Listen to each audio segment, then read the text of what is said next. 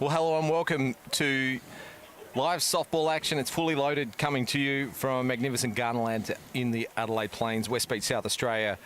We've just observed the minute silence today, the public holiday honouring the passing of Her Majesty, the late Queen Elizabeth II. We were hoping to have it on screen for you. They started a little early, which is very efficient of the umpires, but the players, team officials, umpires and spectators tonight paid tribute to the Queen by observing a minute's silence to honour the late monarch. So James Harris here alongside me, Anthony Weatherstone. Only the best talent joining us here at Fully Loaded. We've got Lana Kaiser as well. Good evening, Anthony and Lana. Hello, hello. Hey Lana, how you doing? Hello everybody. Well, it's the Angels versus the Vespers in game one. This is technically week 3 of season 3 of Fully Loaded. Season 4? Season 3? Season 4. Season 4. Yeah. There's been so many. We've rushed tonight a little bit. It was a public holiday. The Diamond need a little bit of work. And it's looking sexy now, though. So I've gone without notes. So I feel unprepared just a little bit. Anyway, we've got the team sheets. That's all we need for Fully Loaded. It's Angels versus Vespers, as I said. Vespers to do the hitting, and leading off for the Vespers is Taylor Chillingworth. When you've got a national champion in the house like Lana here, what do we need to do? I think we just let Lana go. Just play, just watch the game as it goes. Watch all the superstars on the diamond. Lana just back from WA, where you've been over there with the state schoolgirls team. Yep. Down to 17s. Yep. The schoolgirls state team. Yeah, it was a great week in Perth. Lots of the girls that I coached are currently playing. I'm either in their team or versing them, so it's pretty cool. Great pitching from Kayla Yankovic for the Angels. Strikes out the first batter, leaving the Vespers runners where they started. The Vespers runners are Zoe Thompson at third, Chloe Zackley at second, and Claire Mohan-Ram at first base. This is Sasha Penglace batting 2 for the Vespers. She had a ton in the first week. She was dominant. She was, technically, she was the difference for the Vespers in that game too. A lot of behind the runner hitting, very Lana Kaiser-like.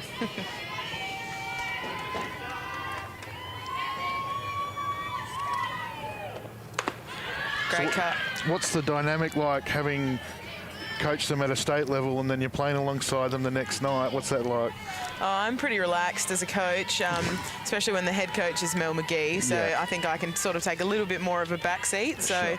Yeah, no, relationships are good. The girls are all really fun and up and about, so it's easy to coach them when they want to learn. So, yeah. What was the highlight of the tournament? Obviously, the thrilling win over New South Wales was a pretty good event. Oh, it's pretty satisfying. Yeah, we gave it a good crack that game, and yeah, we just put the ball into play, made them get us out, and yeah, got above.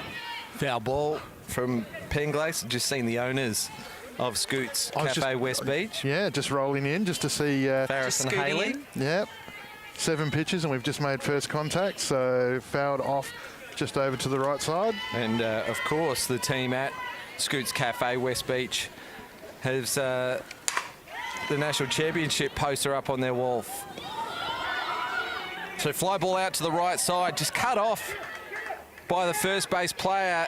Could be a double play here, but the run will score. So just to recap there, it was a fly ball to right field. It was well taken by Georgia Burr.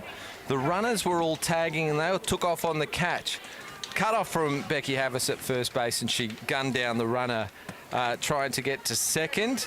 The runner did score, so 1 run for the Vespers. Always a difficult play that.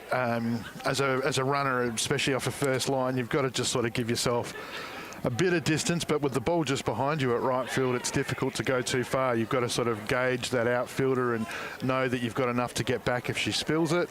So, yeah, there was not much she could have done there particularly. So, good heads-up play by the Angels, who look up and about, but Penglace scores, bats in the first run for the Scootz Vespers. It's a great lesson as well for outfielders. That's why you hit your cut, because if that had gone straight over your cut's head, suddenly you haven't got a double play, but they're out of the inning because of a wonderful hit cut throw. And that's why she's a national champion. All right, Vespers in the defence now as the Angels go to the bases. Jess Nevis at third, Georgia Ballard at second, Michaela Yankovic at first base. Angels owner Mark Cramp is yet to be seen so far in season 4. And the Angels are fully loaded. And the Angels are flying. They're And top they're of the top. ladder. What's he doing? Sophie Hoyle leading off for the Angels. She had a hand up holding the runner. Good play at the Great plate. play. And there's the first out. So the runner from 3, which was Jess Nevis, is out, tagged at home on a 2-1. Do you think that might have been a planned play? I highly doubt that was a planned play. However, great play. So Ruby's just been with you over in Perth. Yeah, Ruby, and if that is Abby Ware It is, catching. yep. Yeah. Oh, great shot by Sophie Hoyle down the third baseline. Ballard scores. The runner from 2, Michaela Yankovic, will score. And the Angels go to an early 2-1 lead. Sophie Hoyle stands up at 2. Yeah, great shot in that 6-5 hole. And you can see Coach Sims, as has been, there's the shot just in, and just through the legs out there at left field, which allowed the extra base runner. But this has been Coach Sims' blueprint. He's got speed on his team, and he's not afraid to use it. He's pushing those runners, creating pressure on the defence. So Georgia King, the new hitter, batting 2. She's catching tonight for the Angels. Versatile player, young Georgia. 1 of 4 Georgias here tonight for the Angels. still can't believe he did that. They do it on purpose now, Yeah. just to be annoying, I think. In fact, we had 3 Abbies in the schoolgirls team that went away. That was annoying enough. and they often batted 9-1-2. So did it to ourselves. Ruby Fidge pitching for the Vespers. Sasha Penglace at first, Jordan Harris at second, Taylor Chillingworth at short. Who's at third under the mask? Abby Jorgensen, I think. Abby Jorgensen at third. Well, that one goes to the back net. Georgia King will get a walk. Is that a 4-ball walk? As Sophie Hoyle advances to third on the wild pitch, bringing up the dangerous Sophie Roberts. You told me that she had 2 walks the whole Premier League season in week 2 of Fully Loaded. So she didn't have 2 innings She had played. Yeah, she had 63 at bats in 2021 Premier League. Didn't get a walk, and 63 at bats, and had 4 out of 5 in the first round of Fully Loaded. So unusual stat. That is unusual. Getting her eye in. Not get in one the walk. pre-season. Not one walk in the whole Premier League last year, and then 4 out of 5. But I don't know. Maybe in the off season she's Worked on pitch selection, who knows? She is normally an early count hitter as well. She's pretty aggressive. Good to see her getting her eye in before the start of the Premier League season. It's coming up. It's only about 3 weeks away. Oh, that throw from Weir wasn't cut off as the runner just straight steal, and miscommunication there between the pivots. And that's a bit of Fully Loaded for you. You've got different players from different teams all thrown together, so it can be a bit of chaos out there. I mean, they're 2 of our best infielders in the state. You wouldn't expect that from them normally. Roberts fouls that one off. Hoyle scored on that throw that went to centre field, so there's 3 runs for the Angels. And you've got 3 different teams represented in that play as well. Catcher from Sturt, a West Torrens player at second, and a Port Adelaide player at short. So this combo's probably never played together, as this one's ripped down the left field line and into dead ball territory. So it'll be a stand-up double for Roberts, scoring King from third base. That's a pretty iconic shot from Sophie Roberts. Loves a low pitch as a state cricketer and can annihilate the third baseline frighteningly for Abby Jorgensen. She reminds me a lot of Marianne Crawford in the sense that she plays in that hot spot, has a baseball pitcher's arm, and looks for the fence most of the time. Yeah. And does a great job. She's even a bit of the mannerism about her. So, but that's a great start. I mean, there's not much Abby was going to do with that. No.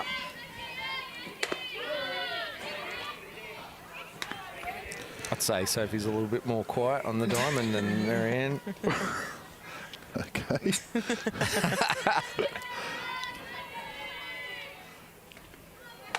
high for Becky Havas, who's one of our home run hitters. Are we going to, do we count the home runs from week 2? Well, no. Only 2 innings were played. Everything got washed away, mate. All right, washed away. So, Including us. so Becky Havas and Georgia Burr, the 2 current leaders on the home run leaderboard. It's nice to see you guys, though, just under the shelter, protecting all the equipment, nice and dry, not in the hurricane that was. Ground ball under the glove of the shortstop. Very soft field out there. We mentioned just earlier that a lot of work went into the diamond in preparation for tonight's game, so it'll be a single for Havas. Yeah, we were in the grandstand getting saturated. It was undercover. It was coming in from the other direction. Yeah, we'd spent most of the day, not me personally, but obviously watching the other guys do most of the work, prepping it for the day, and then we made that move into the stand, and what a genius idea that was. That worked out beautifully for us. Not very smart. Never again. So a tough start here for the Vespers defensively. A single to Hoyle, a walk from King, a double from Roberts, a single from Havas, bring up Georgia Burr, who is the other home run hitter. Can go long ball, Georgia Burr. Havas will stand at 2, no throw over this time at all. Yeah, that's anything for Taylor Chillingworth. She's an exceptional athlete and a great player. I mean, she's definitely the next big thing that we've got coming up. But being such a tall shortstop, getting down for those routine 6-3s, it's not as easy as it may look. So, especially with the ground having as much water on it as it had in the last 2 days. Credit credit to you, James, and the ground crew for what you've done to turn what looked like a kid's sandpit probably 12 hours ago into what it is. Well, public holiday turned into double time. I'll wait for that invoice. How are we going for outs here? Got one. Got one. Yeah, at the plate, the 2-1. Yeah, now this is just half a check. Looked like Chillingworth tried to get a tag on that play, but we'll see Roberts crossing the plate and Havas standing up at 3. Yeah, good job by Chili to attack that ball too. She comes right into the play. Really important for, well, anybody, but particularly pivots to actually try and potentially force that obstruction call. But, yeah, does all the right things there and makes a good throw. 5 on the board for the Angels here in the bottom of the first inning. They denied the Vespers in the top half of the inning, only allowing the 1 run, which came from a sacrifice fly from Penglace. This is Caitlin Carroll. She's coming to help fill in a couple of numbers because there's a few kids away at the Aussie camp. Up in Queensland. How good. We love having reps over there, don't we? Yeah, we've got a bunch, boys and girls over there at the talent camp, formerly known as the Friendship Series. I think it's a little different. There's no tournament at the end of it, but... Oh, sure. I'm sure. Oh, it is that time of year. Yeah, I think they'll be watching. They'll be tuning in as well. So g'day to anyone watching. Oh, smoked that. Caitlin Carroll. This one's going to go to the fence. There's Havas scores. Carroll stand up at 2. Great signs for the Glenelg hitter. Abby Jorgensen is getting absolutely smashed at third base, poor thing. We know she's very much one of the next up-and-coming state centre fielder, outfielders for South Australia. She's probably a tiny bit out of position there, so she's doing her best, but she, you get the Angels. You get the sense that she's maybe parked in the coach's spot or something, or rolled up late or something. It's a hot spot at the moment. This one goes towards the middle. Harris makes the play, just gets away from first base player. Carroll will score. That's run number 7 for the inning. And I said it before, this is Coach Sims. This is what he's doing. He's just creating havoc on the base path. Fully loaded, you're under the pump as it is. Jordan's got down low, probably just to get her footing out there because that ground would be really soft out there. She's just runner going to the plate. Pressure on. Pressure on. Georgia Ballard, the new hitter for the Angels. Is that her first game for the pre-season tournament.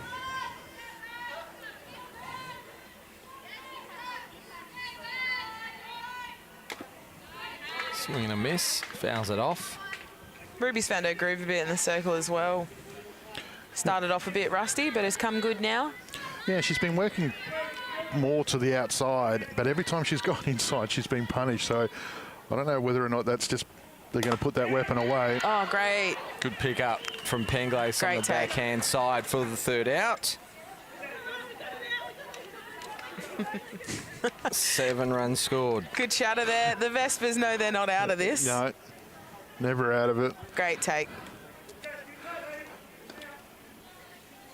And how's pre-season coming along for Lana Kaysler, not just the national champion, but the West Torrens superstar? How's the new coaches going down there?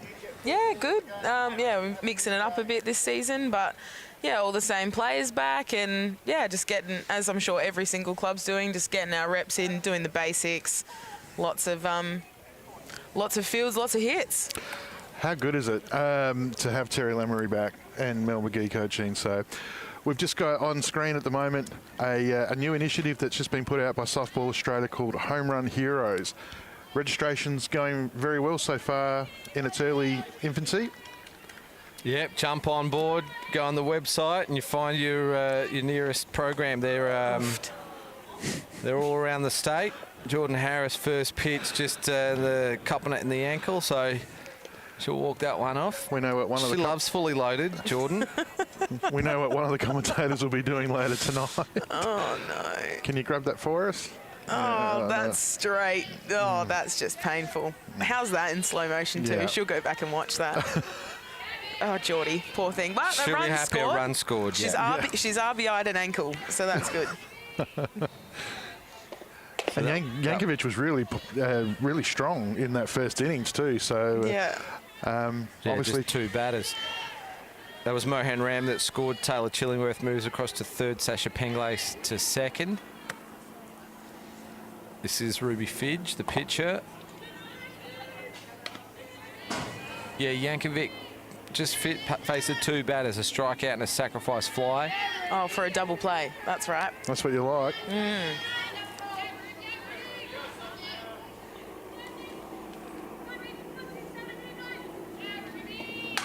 Whew. Early on that goes foul. Early on that, but got all of it. Yeah. Oh, Lordy, left side. I'm a bit nervous now. Is that a ghost, James? That is a ghost. Ghost. Where can you get them from? Best bats on the markets at Emmsee Sportswear, Port Road, Woodfield. Ah, right.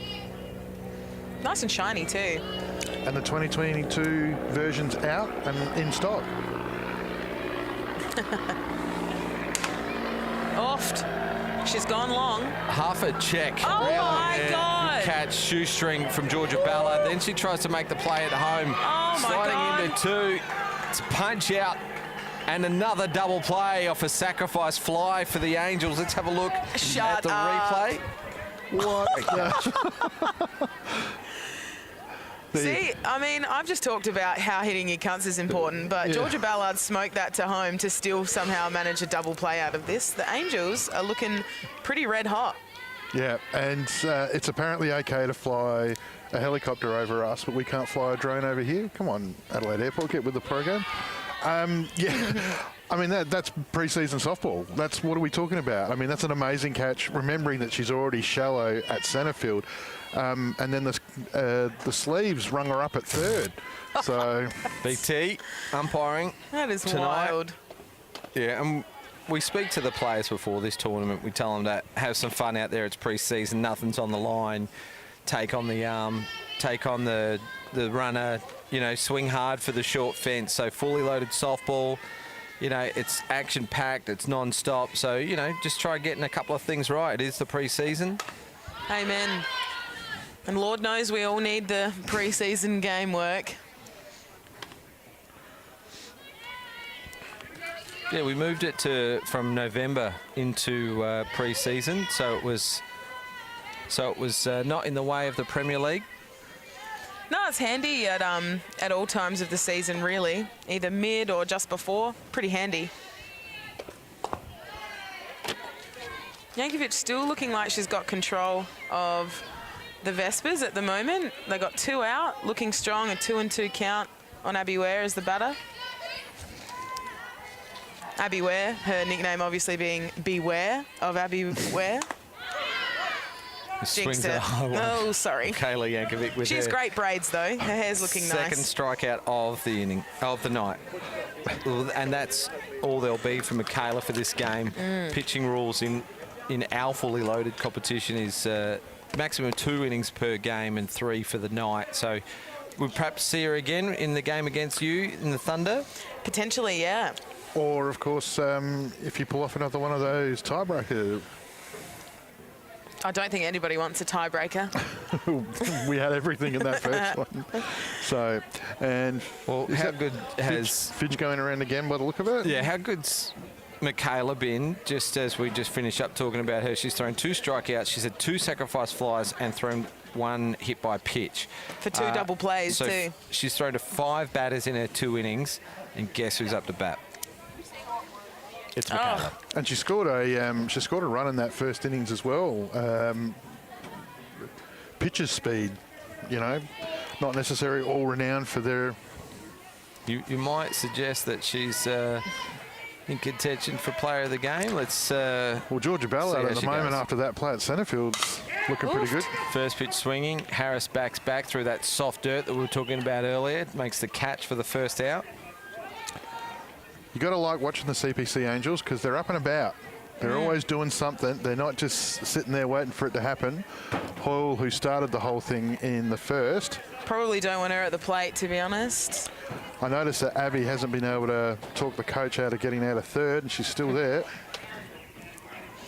If any pitch comes mid-belt height, you better be running for that home run heroes fence because I think it might be bye-bye birdie. Or au revoir angel. Matt Sutton's actually taken the reins of the Vespers tonight. Bill Benedictson will be watching from his native Canada. He's just on a short trip, and who better to bring in than the Soppel SA Community Coach, the award winner from last season. She goes after this one. It's going into the centre right alley. 1 run scores. All the runners were tagging up just in cases, and it'll just be an RBI single for Sophie Hoyle. Why wouldn't you tag up when Georgia Ballard's taken an absolute steal of a catch the inning before? So, hey, a run's better than none. That's Caitlin Carroll across the plate. Georgia King, she walked her first plate appearance.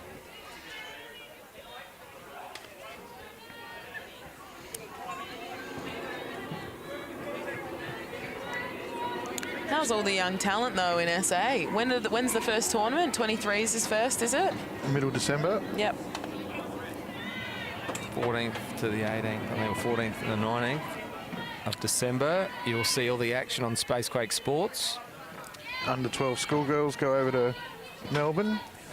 Oh, the in Sapsaza kids. November. Sweet. Found out only recently that they've built a new softball complex in Hume. Do you know where Hume is? I did not know where Hume is, and I Googled it. Originally thought it was 9 hours from Melbourne and thought, why would you hold a tournament there? And I had it on Google Walk. Second walk of the night for Georgia King. That's a dangerous walk, unfortunately, for Ruby, because that brings Sophie Roberts, who hit a bullet down the third base line. Yeah, 9 hours seems fair. I was like, where are they going? Bendigo? But no, it's a whole new softball baseball complex, and it's looking pretty schmicko from the Google pic, so we might see some more national tournaments there yet. Yeah, right. Anyway, there's some hot gossip for you. And how do they determine where the national tournaments are, Lana?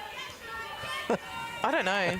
I don't know in school sport, to be honest. Everyone gets a turn. Everyone's a winner in the school system. Just stirring you up a little bit. My apologies. Ruby Fidge goes to work. She's ahead of the count here. Yeah, it's... Sophie Roberts, who's been quite watchful But when she takes that bat off the shoulder, she goes hard. Well, first pitch was right over the middle and she sort of let it go. Second pitch was low and inside, but still caught the edge. So she's behind in the count, but the way she's moving those hands, anything's possible here. So Abby Ware's doing a great job behind the plate, picking some one-hoppers there. Saved a few runs here. Who's the plate umpire tonight, James?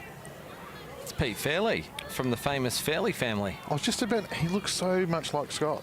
I thought it was Scott, but I didn't think he'd be smart enough to be an umpire.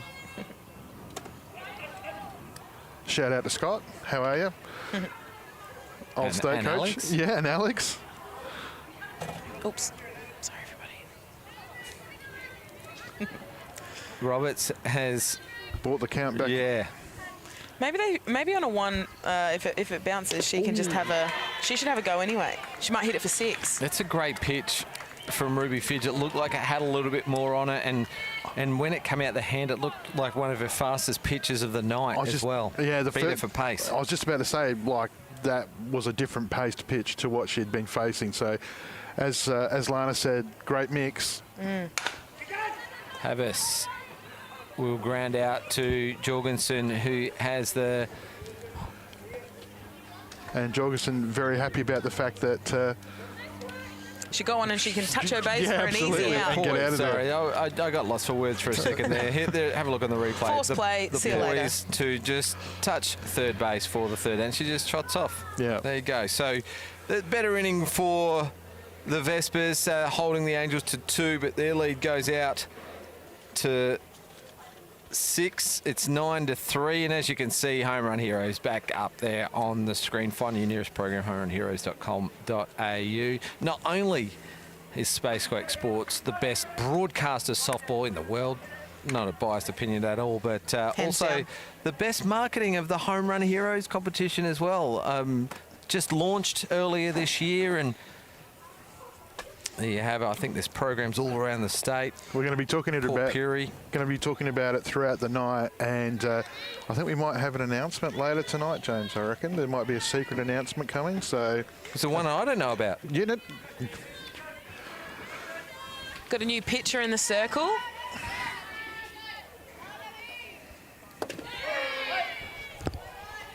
Whoever number 20 is. I got no numbers. Oh. Well, a new pitcher Yeah. is ahead. Well, Angels have 3 on the bench. Yeah. Is it Georgia Tompkinson? Could be. Sorry, folks. Just let us quickly. Great stop Georgia behind the Tompkinson, plate. number 20. It is played second base mainly in the first week. There she is And on screen. Did some really good things. And as Lana was saying earlier too, just that young talent, plenty of it in South Australia. And Home Run Heroes is where it all starts. So programs for 2 groups. But we'll talk about that a little bit later. Let's focus here on Abby the Jorgensen. lead-off. Abby Could be a Jorgensen's Vespers comeback. Abby Jorgensen's batting 6th for the Vespers, and she gets a lead-off walk. And believe it or not, it's the 3rd inning, and that's only their 6th batter. So Harris crosses the plate for their 4th run.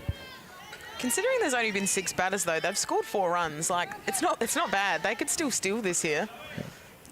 Zoe Thompson now comes to the plate. Young player from Port Adelaide. Yeah, Vespers get a bit of a rally on. They really need to, well, firstly, close that deficit, and we were knowing fully later that one pitch can score you 4 runs. So this one just gets away from the new catcher, and Especially when you've got the sponsors sitting in the stands, you want to put up a good account. We could probably do with a couple of Vespa coffees at the moment. They also do lots of cool gourmet sandwiches down there, James. oh, it's the best lunch in West Beach. Scootz Cafe West Beach on Burbage Road. Yeah, 8 to 2:30 p.m. And they've got a licence as well for a Friday night knockoff. Hell yeah. Yeah. and they're open a little bit later on Sunday, but 7 days a week. Cheering. Walked in there a size XL, came out what I am now, which is a lot more than one.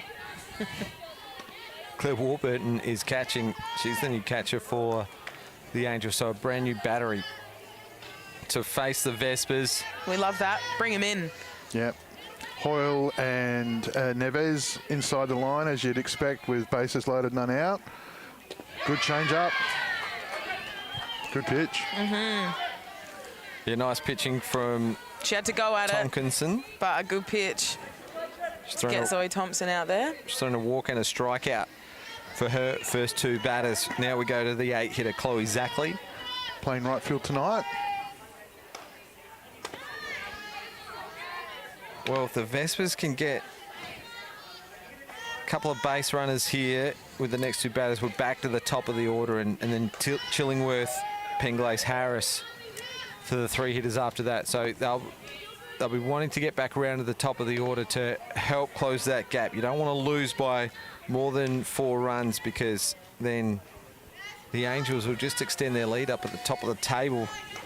Currently sitting on 6 points. A win with a lead of 5 runs, which they have at the moment, will score them another 4 points. So Woof.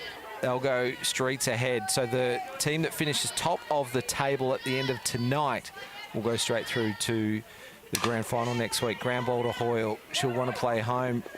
She gets a second chance, but just gets away from Havis at first. So a couple things going wrong there for the Angels for the first time tonight. Yeah, just punches the ball into play. Hoyle just unlucky there with her glove, but yeah, the speed on the bases scores them the run. Young Sturt pitcher Claire Mohan-Ram, who we interviewed in the first week. How good was she? Yeah, she was. Very good. Gets under the tag. That's there, why we so slide. Next run scores. Sliding scores. We would probably expect to see her pitch at some stage tonight. Yep, that was Abby Weir that crossed the plate. Yeah, Mohan Ram did some good pitching in week 1. We're looking forward to seeing her throw tonight as well.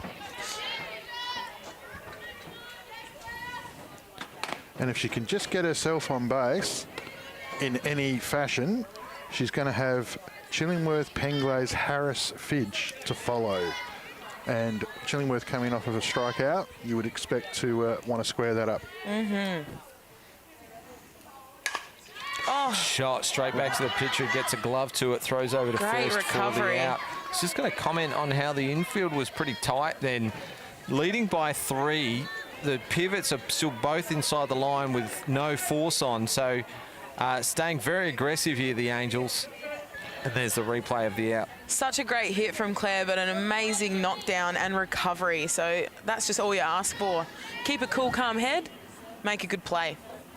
You can definitely tell with the amount of moisture that the field's had that ball, when it is hitting the ground, it is, even just watching the players move around out there, it's a bit of hard work. So Probably we're used to it being a little bit drier, so you think it's going to have a bit more pepper, Kick, but yep. yeah, it's just sort of sitting a bit more. You can see the ground's a bit of a golden brown, really. It's a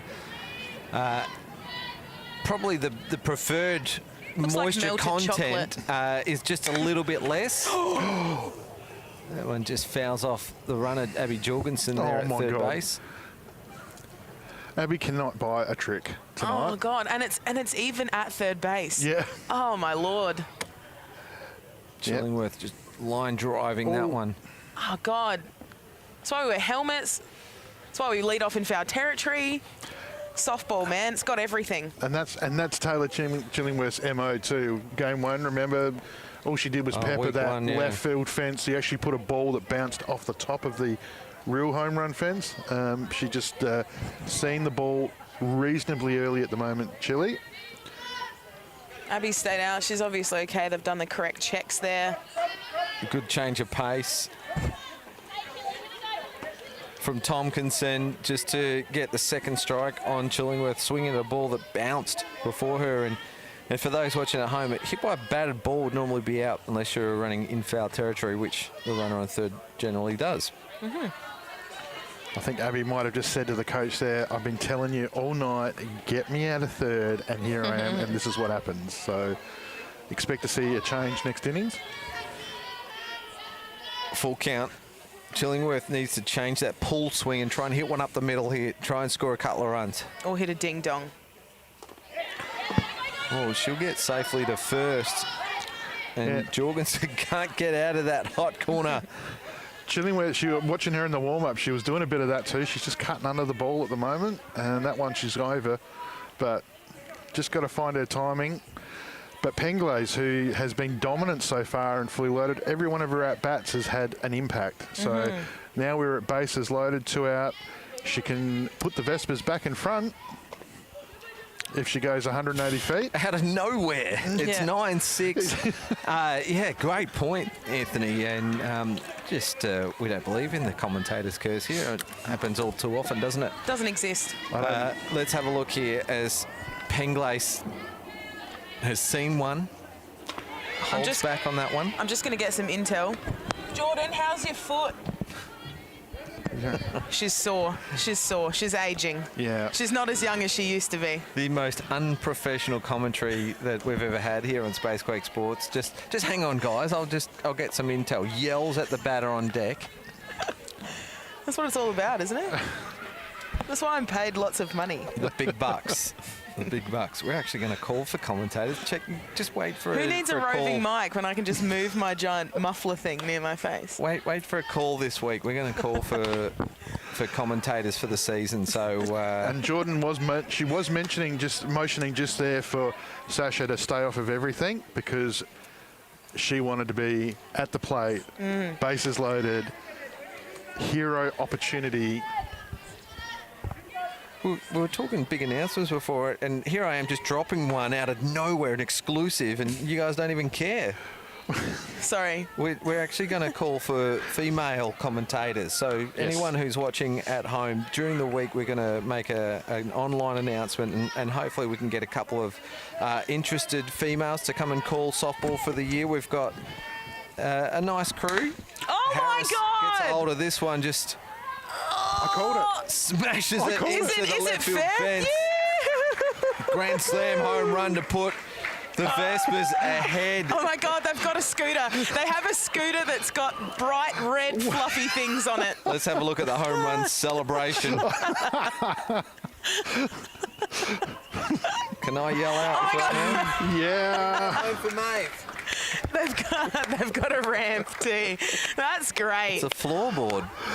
Wow. To scoot home on. Well, it's got everything, and she's got all of that. She is really elevated and celebrated. That's one bounce to the fence. She just annihilated that as well. And I hope that the Jordan Vespers, the owners are still here tonight, and they've just seen that. So I don't know if the Vespers will have a home run special tomorrow, but maybe they call it the Harris or something. I reckon that'll be a free coffee when she goes into Scootz Cafe at West Beach next time, I think. That is... For that home run. That is really funny and also really well hit.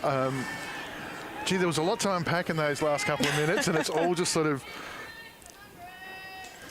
Well, this is Fidge, Ruby Fidge. So we keep going. They're ahead now, the Vespers. So Do you love it how he's talking about professional commentary about gathering intel and just yelling over the mic, whilst his better half walks across the plate, he's yelling out, "There's anybody who's looking after Maeve?" I mean, James Harris, take a bow.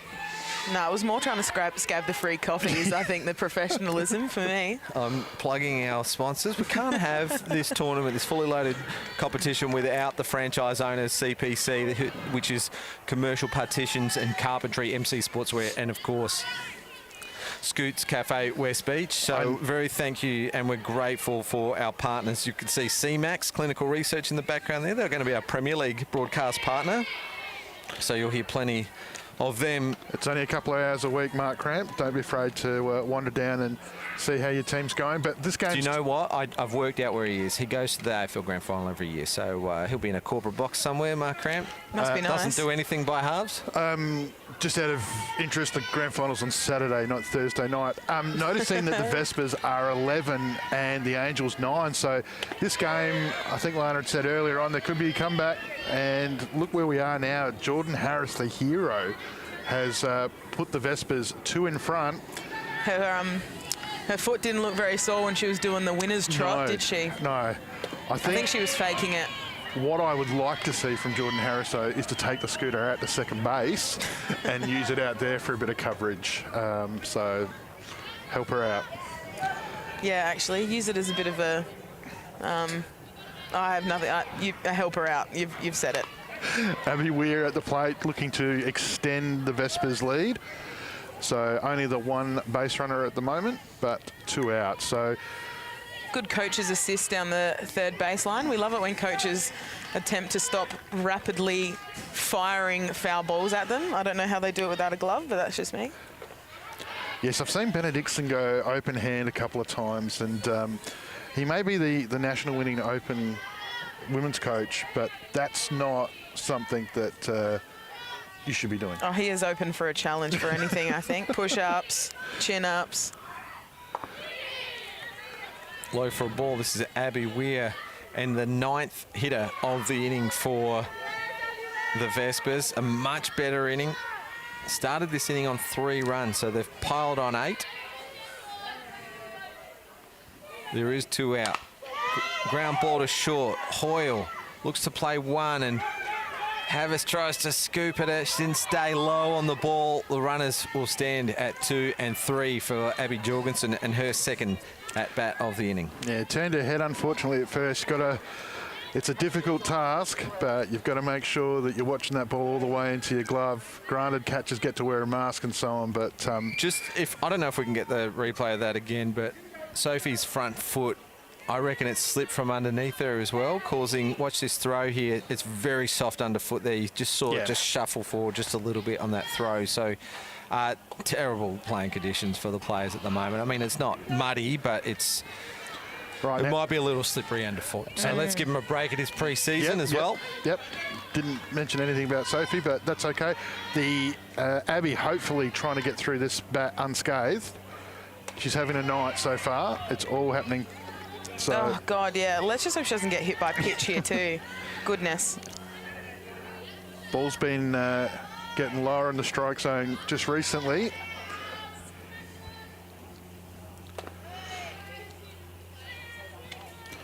So, yes, as you were saying before, James, your significantly better half took all of your momentum away with her Grand Slam.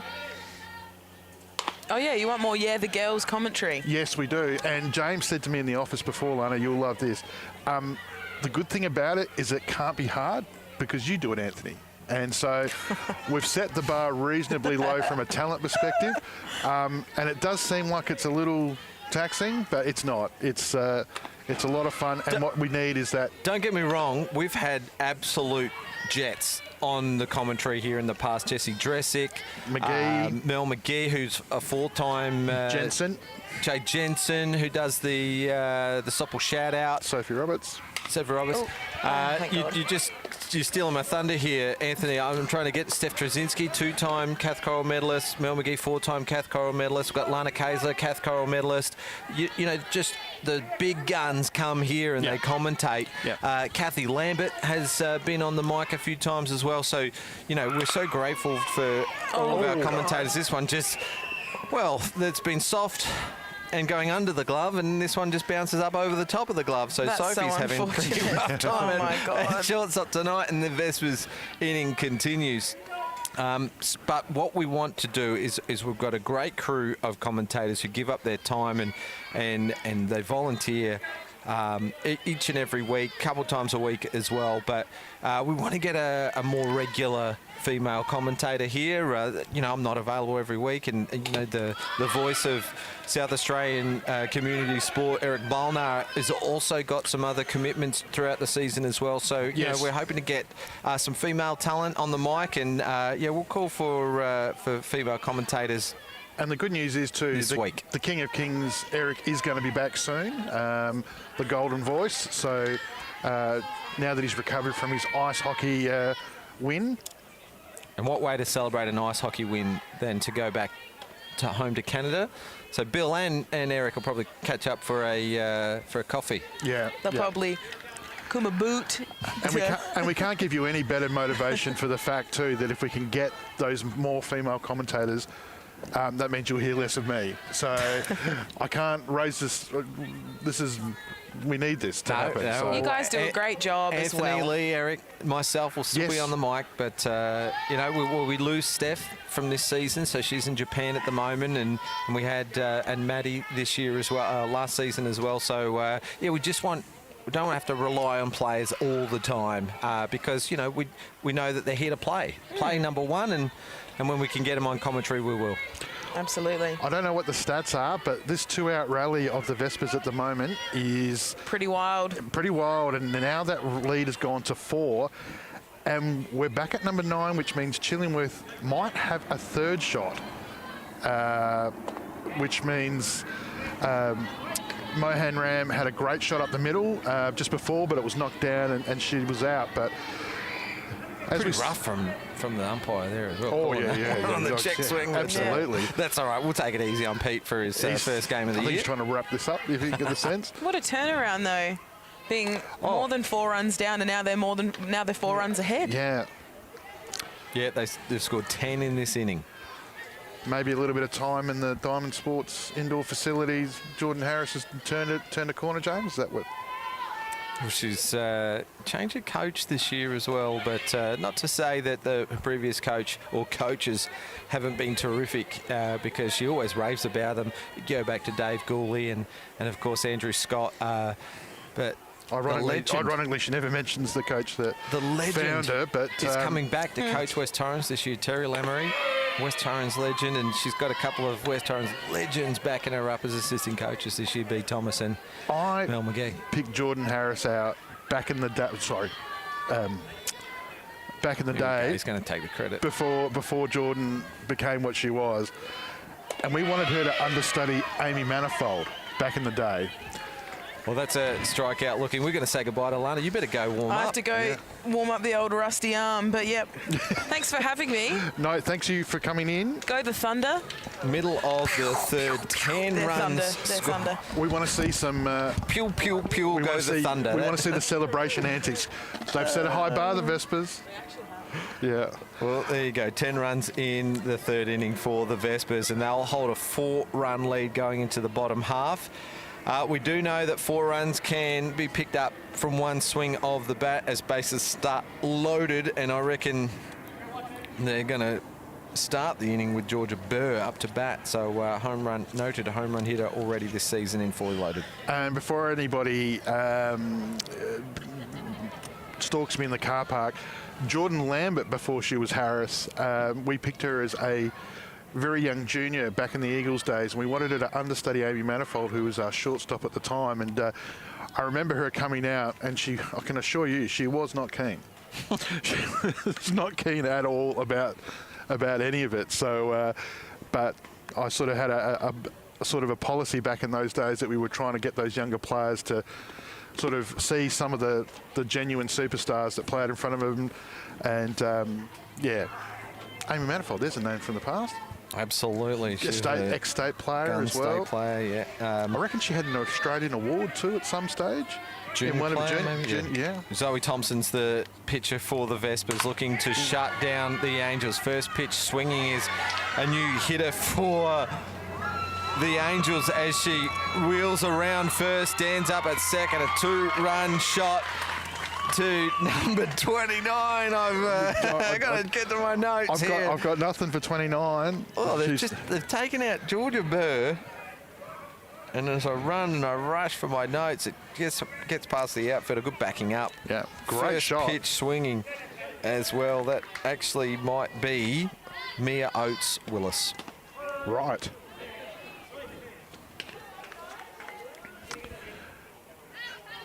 And I don't have her on a team list. So there you go, ringing for the Angels. And this is one pitch, and it's a 2-run double. So is this Caitlin Carroll? Caitlin Carroll comes up to bat now for the Angels. So the lead is only 2. The tying run is on second. There is none out. Oh, so Caitlin Carroll's our fill-in player tonight. Where's she from? From the Sturt Softball Club. Right. We asked the Sturt Softball Club to help out, provide a couple of players. This one ground ball to Zoe and just a slight fumble. The run scores. Becky Havas and Carol safely aboard at first. She has wheels as well, so she's very threatening for the Angels as she stands at first. She's the go-ahead run. Yeah, we asked the Glenelg Softball Club to provide a couple of players, and first couple of seasons we had Courtney Shepherd. This year we got Caitlin Carroll. Because we're going to be short. Remember last week we were going to be playing the schoolgirls. We're going to be away. Yep. Jess Neves is now at the plate. Can't believe we've got a grand final next week for Fully Loaded. So, lot to play for tonight. Definitely some good hitting too here so far. We've been watching softball for the better part of 50 minutes, and we've had 25 runs scored and a grand slam. Yeah, we've plenty happening. You can't get a conversation started, can you? No, you do, and we're sunk. So, which is probably a good thing. Neves stays off the high pitch. So the Vespers now need outs quick because the Angels will bat on because the runs for actually still count. Takes off on the pitch. It was a walk anyway. So loaded bases again. Georgia Ballard comes to the plate for the Angels. So, yeah, the Vespers looking for a couple of quick outs. One, to protect this one-run lead that they have. And then two, to try and get out of here. And Ballard's looked threatening all night. I mean, she would have a serious amount of confidence after taking one of the best centre field catches you've probably seen in a long time, as she basically stole it off the ground. On the run, no less. Definitely since the first week of Fully Loaded. Remember Abby Jorgensen diving out. She was doing that at state trials too, like just definitely very impressive for a young player with lots of talent. So big Thompson swing is finding a groove. That's that temperament. It must be hard. Bases loaded, your coaches probably more want you to just focus on contact hitting, but when the fence is only 180 feet, you sort of just want to dial it up and go as hard as you can. So I think that C-Max sign would be a great focal point for most hitters up there, just sort of just inside second base and try and hit that ball as deep as you can. 2-2 count for Ballard. She goes right up the top of the handle for a little bit more control. And this is the hard thing too, like it is a game that's probably more focused towards the offense. As you can see with the pitching staff, they've only got 15 seconds. They don't have that time to really step off the back and gather themselves. They just have to keep standing there and throwing. So if you're a pitcher at Fully Loaded, you're working pretty hard. There's the tying run. And still none out here. So the Angels in the box seat right now. Loaded bases, none out. That brings a new player in for Michaela Yankovic. So it must be Claire Warburton, I would think. That's the pitch, I reckon. Georgia Tompkinson. Oh, Tompkinson, sorry. How am I travelling? Another good reason to get more commentators. So, yeah, had a good real first week, Tompkinson at second, but also did some good things with the bat as well. It's more like it for Zoe Thompson and the Vespers. They need a ball in play here. Back-to-back walks. Tied at 13 all. We're in the bottom of the third. Don't go too far away. At the end of this game, we'll have a break, and then we'll see the next game. It'll feature the Emmsee Thunder. Should see if we can try and get that Grand Slam hero to come and have a chat. I think the Vespers have got the back-to-back game. Convenient.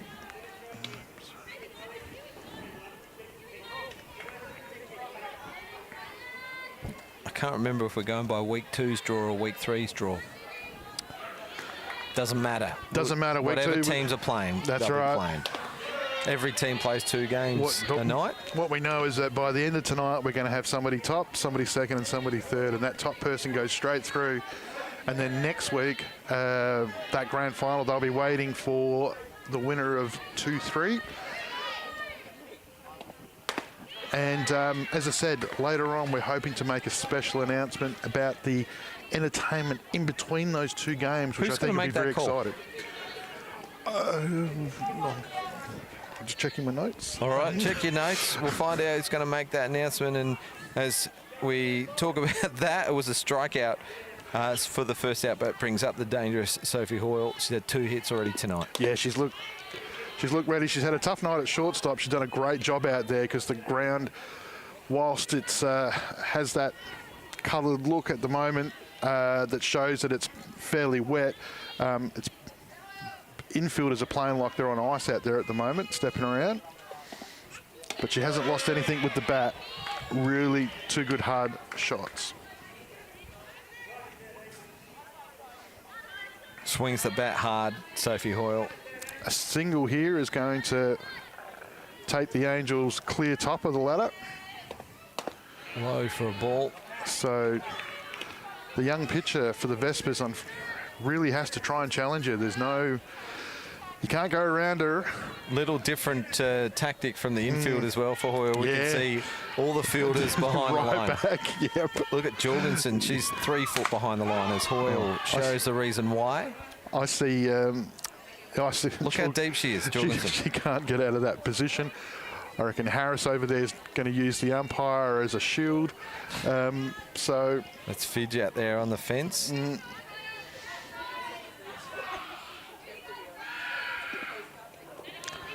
Good change of pace. Yeah. Just didn't quite get the distance, and Hoyle takes a deep breath. Yeah, when you're throwing to power hitters, it's an effective pitch as long as you do exactly that, and that is keep it out of the zone. Nothing. Full count. High for a ball, and that's a good at-bat from Hoyle with the winning run at third base. She gets a walk to score that run in, so she's had a good night. Few RBIs, 2 hits, and now a walk bringing up to the plate. It's not Georgia King, this is Claire Warburton. But as you said, James, the reason, even though the Angels take the win, they keep batting because, as you were saying before, that run differential becomes important. So, for example, at the moment, they've won 3, and the losing team, the Vespers, will pick up a point. But if they can score another 4 runs, the Angels, in this innings, fouled down the left field line, they'll take that winning point, that losing point away from the Vespers, and they'll actually pick up an extra point themselves. So, which would pretty much put the Angels in the absolute box seat. So, yeah, it's going to be difficult for the Vespers to get through to the grand final. They'd need to, well, you get 7 points if you win by 20 or more. So first things first, they need to score 1 out of this game. But I don't even think then they'd be able to catch the Angels, who'll be in top spot. As they get 3 for a win here, even if they get the next 2 out. They'll go to 9 points. Yep, so yeah, the Vespers will be 7 behind. So Angels, as you said, Anthony, in the box seat. just catching up on some paperwork here, James. I've noticed that we've already had some interest about female commentators. A South Australian softball legend has indicated that she might be willing to come on the mic, so that's very exciting. Force home, so good play from Thompson. That's a second out. Yeah, very important out too. So bringing the dangerous Sophie Roberts to the plate with a bases loaded situation and I think 2 out.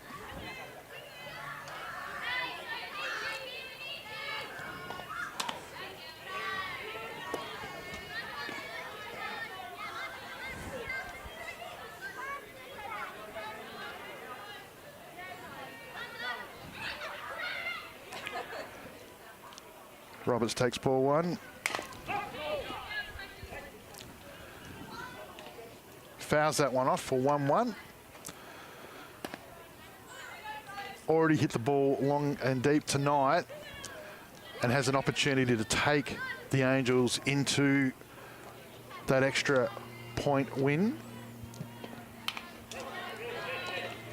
Another good cut. She saw the ball go up, the hands went up with her, and you can see that practice swing just then. It was around about the chin height as well, so she's looking to smash anything up. Yeah, and they did the same thing with Hoyle with the at-bat before.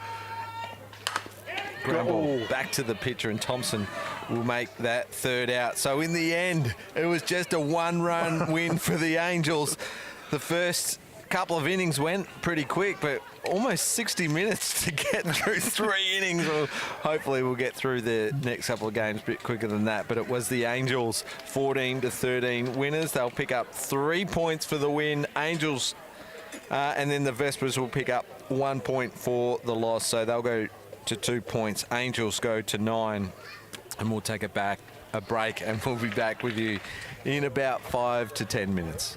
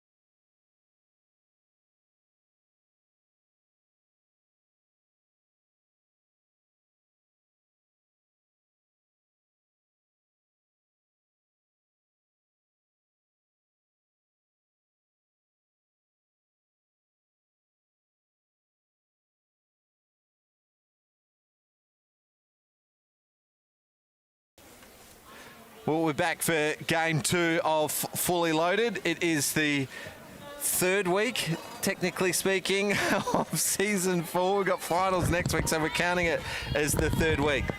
Just like that, Georgia Tompkinson is joining us from the Angels. I just gave her a lesson on how to put the mic on quietly. And Anthony Weatherstone is joining us as well, as he says hi to Georgia. Hi, Georgia. How are you? Yeah, pretty good, yeah. It was definitely a fun game last time, so. Thunder versus Vespers for game 2. So, Georgia, you can watch your opponent for next game, the Thunder. Yeah. And with your win, I don't know if you know, you go to 9 points on top of the table, and the team that finishes top after tonight goes straight through to next week's grand final. So, very well placed, the Angels. Yeah, I'm definitely very, very excited. I'm hoping we get that top spot, and yeah, but we'll see next time we play. Great to have you as well. Taylor Chillingworth leading off for the Vespers. Sasha Penglace, the on-deck batter, going around the runners on base. So Thompson, Chloe Zackley and Claire Mohan-Ram as Chillingworth strikes out to the dangerous Jade Peterson for the first out of the game. Wearing her Rebels visor tonight, the national champion. I thought she might have been in the SA one, but that's okay. What's a bit of change, you know? Now, Georgia, you're 1 of 4 on the team. Have they given you a nickname? So in case, you know, they call out Georgia and you all 4 look up. Well, we usually all do look up, but I've got a little nickname at my club that we'll be using, Gigi. Yeah. Penglace, line drive to second base. It just comes off the bottom of the glove, so all the runners have to take off. So she's absolutely smashed that ball, Penglace. She's on fire, isn't she? She's batting really well, scores a run off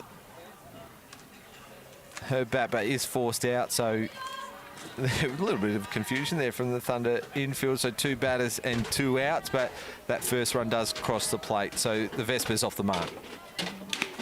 Harris facing off against Peterson now.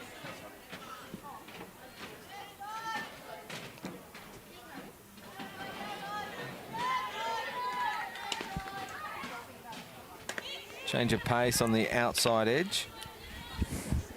Just waiting for our man. Anthony, you back? Yeah, I just had to run back from the facility and my watch was telling me I was in the middle of cardiac arrest, so I just had to take a breath. Well, it's always a concern when the watch starts ringing 000 for you, but no, we're all good. Just didn't think anybody wanted to hear that. Brendan, if you could just have 000 on standby for us, and producer Brendan having a laugh about that one. Harris versus Peterson. So Harris's last at bat was a 200-foot bomb over left field for a bought the Vespers from behind and put them in front off one the ground. Bouncing into the fence. I think you'll find it was more 220. Grand slam that I had called. So, but you can tell straight away, without even looking, Amber Hood's obviously behind the plate, just moving around. Great calling with Jay Peterson in the middle, and the dangerous Chillingworth out. Well, former teammates at Seacombe a few years back, both players at different clubs now. Yeah, right. Change of pace on the outside. I thought she came from the hills. So from via Mount Gambier, went to Seacombe, couple of seasons there, and then went to the Hills Heat, now at West Torrent.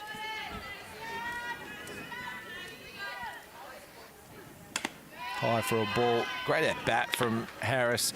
She got behind the count a little there, so worked a couple of pitches and took herself a walk to load the bases. Now, Georgia, I was speaking with Coach Sims before, and he's very excited about your capabilities. He said that you're a super fast utility player. Great shot. Right side hitting is gonna score. Mohan-Ram from second. Harris turns, the bat's in the way. She has to get over the top of it. 2-run scorer. And Fidge stands at 2. So 3 runs for the Vespers. And as every time I ask a question, something exciting happens. So it's a great line shot in the gap between second and first. Just sort of the pressure of Fully Loaded. You've got runners everywhere, and but good base running, and the Vespers carrying on the momentum from last game. They must have 4 runs because the first 2 batters got out, and Harris just scored. So there were 3 runners on base to start the game. There are 2 out, so they must have 4. So there you go. Vespers out to 4 runs. I missed one somewhere. And Georgia, that's given you enough time to come up with a response there. That was that. That's that professional pause. So a super fast utility. He said that he's super excited about what you're capable of. So it's a good rap from the coach. Yeah, it's definitely good to be talked up by my coach. But I really like to. I'm really excited about my pitching. I'm glad that I'm a fast utility. That's what I'm aiming to be. Yeah. So. Well, that's always good. So good always because I saw you playing a lot of second base in game 1, in week 1, but pitching's that's the passion. Yes, I love pitching. It's like day and night. I would be pitching if I could. So. Right, well, that's awesome. Well, we'd like to hear that. Who's your pitching coach outside of like the state system? Do you have like a club coach or a... Unfortunately, I don't. I just I do a lot of pitching trainings with different people. They'll hold different things. Different things, and you can see me at every one. Yeah. I might be able to give you a phone number. I might know a player. I might know a person that might be able to help you. So yeah. And there we see the Vespers retired. Mm-hmm. Yeah, 4 runs scored, 2 strikeouts in that inning for Peterson as well. Georgia, we've got you down as under 18s, but we don't have a club. Who's your club? I play for Seacombe Tigers. Seacombe Tigers. Of course, you got the Seacombe hoodie on as well. And no, you warm enough there? Do you need a...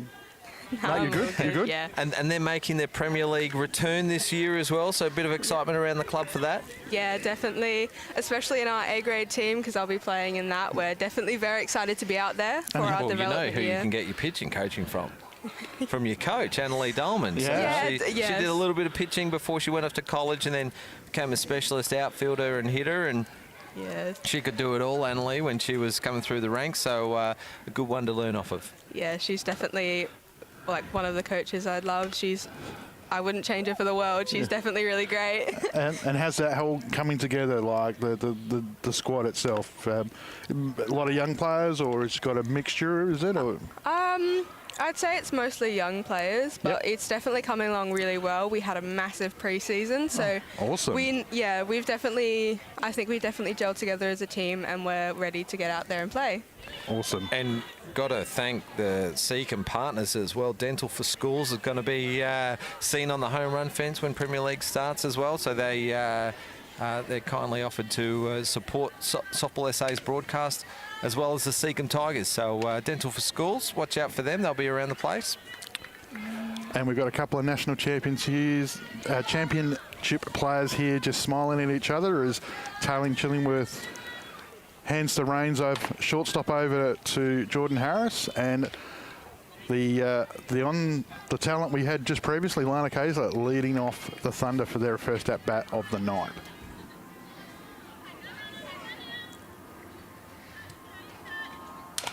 Don't want to point it out, but I think Lana's cleats are just shining off the light a little bit there. She's got the white and the gold. Maybe that's to go with the national championship medal that she has. Yeah, absolutely. And that was good to see. She would have got them from Emmsee Sportswear as well, and Port Road Woodville, the team owner, franchise owner. Yeah. A lot of stock in at the moment. www.msc.com.au, or you can give them a call on 8268 1155. They're brilliant. Look at those.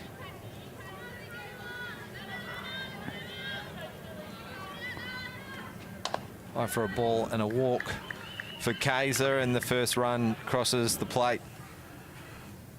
Well, you don't want to walk the lead off. No, you Georgia, don't. Okay, so if Annalie doesn't tell you, there's your hot tip. Don't walk the lead off because it brings up another dangerous hitter in Amber Hood. Yeah, definitely. 400 plus season last year for Amber, and also part of the national winning team, the Stars. Had a great 2021, and so far what we've seen of it looking like that's going to carry on this year. So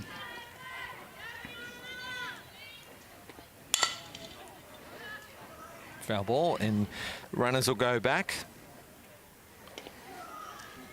Saw the New South Wales team announced during the week as well. Yeah, very interesting. 4 returning Olympians, just to bolster their lineup a little bit. But, you know, those first-time players in Adelaide, or some of them may have played here in 2012.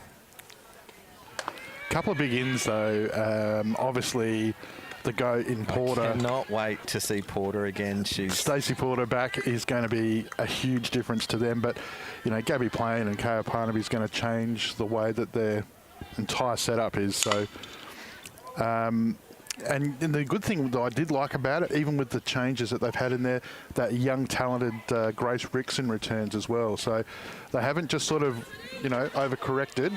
They've definitely gone out and picked the best team that they can. So the Nationals this year, can't wait. Going to be so exciting. Start of January. January 2nd to 6th. Under 23s will be in December. So 2 big tournaments. You'll see all the action here on Spacequake Sports. And Georgia, you'll be going away to the 18s. That's in January as well. So you must be pumped. Yeah, it's really, really exciting. I'm like, as soon as I got the news that I was in the team, I was jumping up and down. So Is it your first 18? I tried out last year for under 16s. Unfortunately, I didn't get in. I got put up as a trainer on reserve, but even training with like the under 18s team, under 16 teams, it's been a lovely experience. Yeah. Oh, that's awesome. So first time playing sport at a national level away? Yeah, it will be. Yeah, yes. right. Well, Chillingworth with a strikeout brings Jade Peterson to the plate. I don't think Jade would have batted 3 in her life. Just about to say, can't remember the last time I saw Peterson at 3. Normally the spot retained for your all-round best hitter. So not in fully loaded. Fully loaded, it's a little different, isn't it? That's right. That's right. Or at the end of the backhand play from Chillingworth out at the plate. Good comms there by Chile as well. Off the plate is the call from the umpire. So a run scores. Let's have a look at the replay here. And catcher just comes off here as the throw just off the mark. So just that back of the heel just slid off the plate at the wrong moment. So Abby Weir at the plate. Great call there from the plate umpire, Pete Fairley. But you could just hear Chile in the effects mics there just talking about hold it, hold it, hold it. So the risk of, you know, bases loaded still. Ruby DeBro is our hitter. She got showed number 1 spot in the top 10 plays of the year last year with a first turn at bat in the Premier League. She hit a home run, and we haven't seen her since. Didn't she play last week? In the Premier League. Premier League, sorry, yeah. In that first game, in week 2 before the rain out, it was her first game for the Thunder, and she was super impressive. She was hitting the ball everywhere. So, be interesting to see if she carries that on here tonight. I know Mission from the state teams this year, but she's in that development pathway as well. So she got an invite to come out and play here. It's all the state team representatives, the squads and teams that have been announced already. So the Stars under 23s and the under 18s, and we've got a couple of the under 16s with us. They'll be away at the talent camp, Sopple Australia Talent Camp this week. Started yesterday. Yeah, I mean, we've seen some super talented players come out of that program already, obviously going away from the schoolgirls. But, I mean, some of the names that, you know, may not be necessarily household just yet, but I did make mention Olivia Durham, Abby Weir, Izzy Benedictson, Georgia Tomkinson, Claire Warburton, Lara Tamke, you know, all of our future right there going forward. So, yeah, softball in a really good spot in that regard. So super we exciting. haven't taken any credit at all. Majority of them come from the Dragons program too. So all our coaches have done it as well. This is Emily Flavel in the box for the Thunder. She's playing right field tonight, but can back up pitch if required. So Peterson's got a backup if needed. Tali Sutton and Charlize Callahan and Bianca Ramsey are on the bench for the Thunder for game 1. So maybe a pitcher in that group as well. Yeah, good numbers. What's your I was just about to ask a question, then something's going to happen. So what's the favourite thing that you've taken out of Fully Loaded? Like, obviously with the team that you're involved in at the Thunder, you've obviously got some pretty exciting players there. What have you learnt so far? Great shot. Power right side. One bounce. Two bounces into the right field fence. Kaiser will score from 2. Peterson stands up at 3. And I think it was Kennedy who scored. So 3 runs, 4 runs now for the Thunder, tying up the game. Great shot out to the right side. Yeah, great. Yeah, you can never complain about a good game. Yeah, that's right. That's right. I'm only doing that because I knew that was going to happen, so to give you time for your answer. But so yeah, what have you taken away from Fully Loaded so far? Who's been somebody that's pulled your side and offered some advice, that type of stuff? Oh, really, all my team, all the older girls in my team have been really, really helpful. Even just that game there, like pitching, they've given me some advice when I was on the plate. I always make sure to pick it up really quickly so I can apply it. Yeah. And yeah, it helped me get that 3rd out in that last game. So I'm really proud of that. That was important. Yes, yeah, made a huge difference. So that was good, really good. Erin Adams-McDonald is the new hitter for the Thunder. Ground ball to short. Here comes Harris charging, throws across for the out. She had plenty of time, but still fired it across. The scores are tied after the first inning. Yeah, 4-4. Runs just keep flowing at Fully Loaded. Jordan Harris, you could see on that play there, as you'd expect from a player of her quality, just attacks the ball, stays low, and then just gets good footing, rocket arm over, never in doubt. So a great way for the Vespers to finish the inning up and not let the Thunder, who were dangerous last time we saw them play, they were hitting the ball everywhere. So homerunheroes.com.au. So log into that. As I said, we're going to talk about it shortly in regards to who it's aimed at. It's obviously aimed at the youth of Australia. Entry-level programs, and we used to have another one, a softball batter up now. It's Home Run Heroes, and you can log into that, and you can speak to participation officers in your local area as well. But I was just going to say to Georgia, that's an entry-level program. When did you first see softball played? Was it someone you know just asked you to come along, see it at school? What was your first program that you were involved in? Well, my first program was Sapsaza. We had it at school, and I picked it up really easily, and I loved it from the very first moment. So I went up to Sapsaza, pitched in there actually, that's where I started, and yeah, I've run with it ever since. So you'd recommend getting into a junior program if you're out there, you're only, you can be 4 years old up to 10 years old, and then you can come and join a club network, can't you? Yeah, definitely. I think one regret I've ever had is not joining it earlier, so get in there as soon as you can, especially with these lovely programs coming around. Abby Jorgensen, pop up to the right side. Infield fly is called, and the runners all stay put, so that's the first out. I think you've just found your new marketing officer, Ryan, just sitting, James there, sitting to your left for Home Run Heroes, talking about getting started early. So it's so hard. You can just see this fly ball here, infield fly called early. So, but sports like netball and so on, we love them. All sport's great, but our sport, it's complex.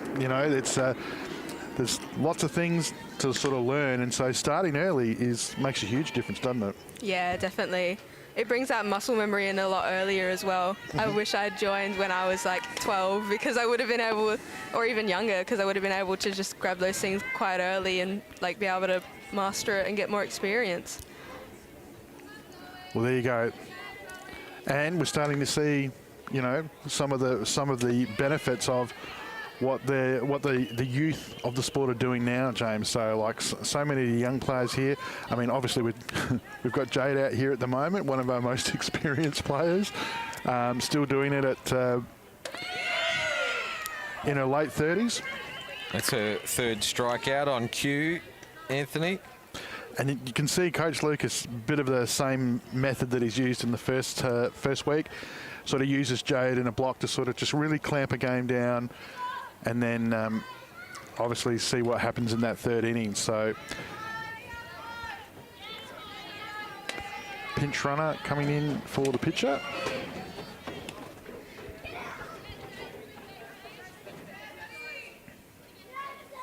Jordan Harris started the inning at third base. She's still there. Ruby Fidge at second, and Abby Weir at first base.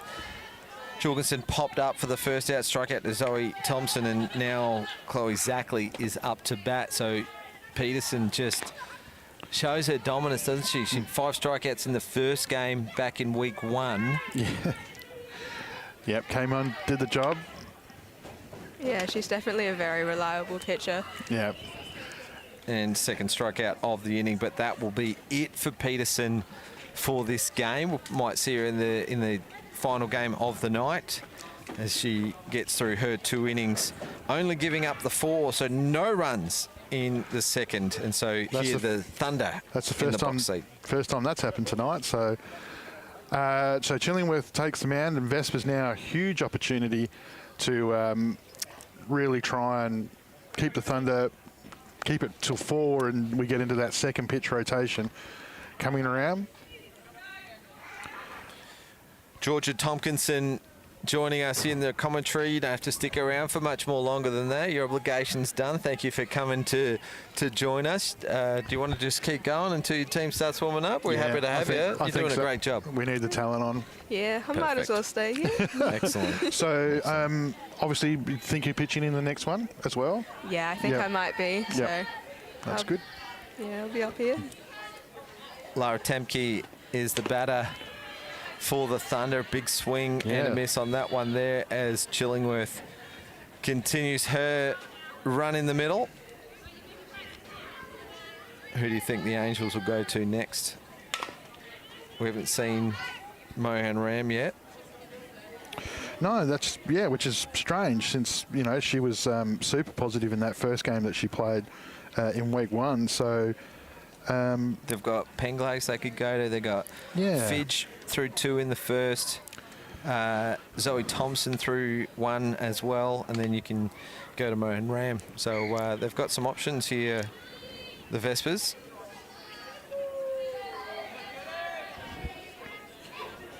What about you? Who'd you go to?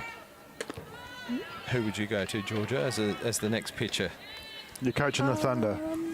Coaching the Thunder. Coaching who would the I Vespers. go to? The Vespers, sorry. Who would I go to as my next pitcher? I'd probably go to Mohan Ram. She's, another one who's very reliable. Yeah, she knows her skill and she knows how to use it, so. All right, let's put her in the coach's seat for the Thunder. Who are you going to pitch next inning for them? Oh, that's a tough one. Yeah.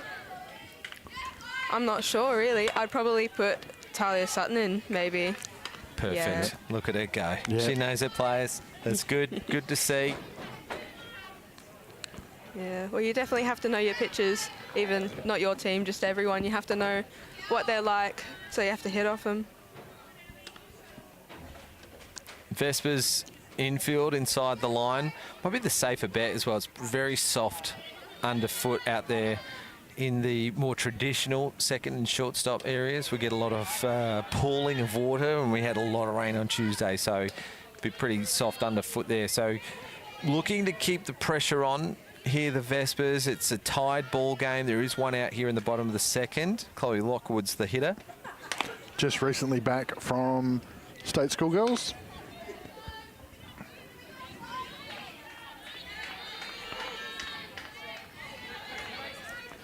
Three-one count.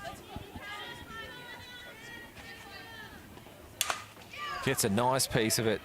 Look at Jorgensen. Just spills it. It's a 4-3. Mohan Ram's going to pick up the loose ball on the throw and then make the tag out for the second out. Run crosses the plate, but let's have a look at this replay of Jorgensen just. That was so close. Yeah, she does that a lot. Yeah, she looked like she surprised herself with that pickup. Yeah, just had her glove facing the wrong way. She just needs to get that other hand, just get that hand turned, get the pocket facing up.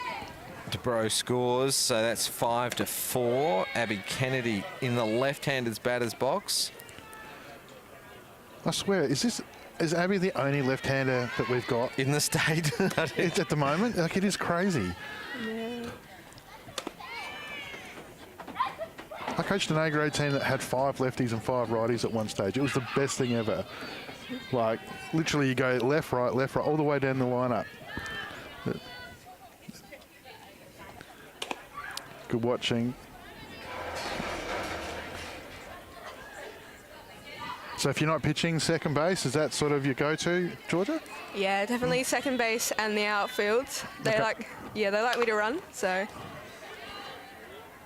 Good catch taken out there at right field from Penglace to make the third out, and only 1 run scored, so it's a 1-run ball game here. We know the Vespers are third inning specialists. It's 5-4 after 2 complete. So home run heroes, we've been talking about it a bit throughout the night, and as I said, I'll talk to James shortly about hopefully an announcement we can make. But split into 2 categories, home run heroes sidekicks and home run heroes superheroes. So the sidekicks are for ages 4 to 7 and the superheroes are for 7 to 10. So lots of different programs. We've got some great people involved to be able to help you with that. Obviously, the website there is on screen, but also you can go to the Softball SA website and you'll find the link there as well. And ironically, when you find that link, you can also see at the top part of the Softball SA website is the Find a Club program, which is obviously still running. We used to talk a lot about it, James, at the Nationals, to find your local softball club just by typing in your postcode or your suburb, and you'll see a list of softball clubs that are near you. And obviously, all of the clubs at the moment, I'm still seeing on social media, you're still seeing lots of clubs calling for players. So if you're thinking about trying it, Georgia Tompkinson here is a great example of somebody who says that you should get involved as early as you can. And Premier League season just around the corner. Unbelievable read there, Anthony. Well done. I reckon Softball Australia should start paying you for that.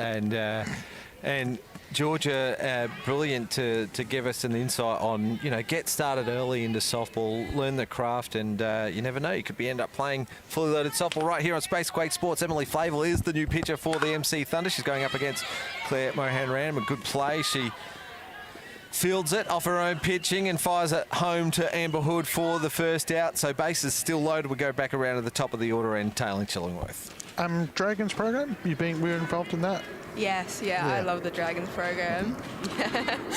James is a big fan of the Dragons program, and he can tell you lots of stats about players that have gone through that and gone on to some pretty amazing things.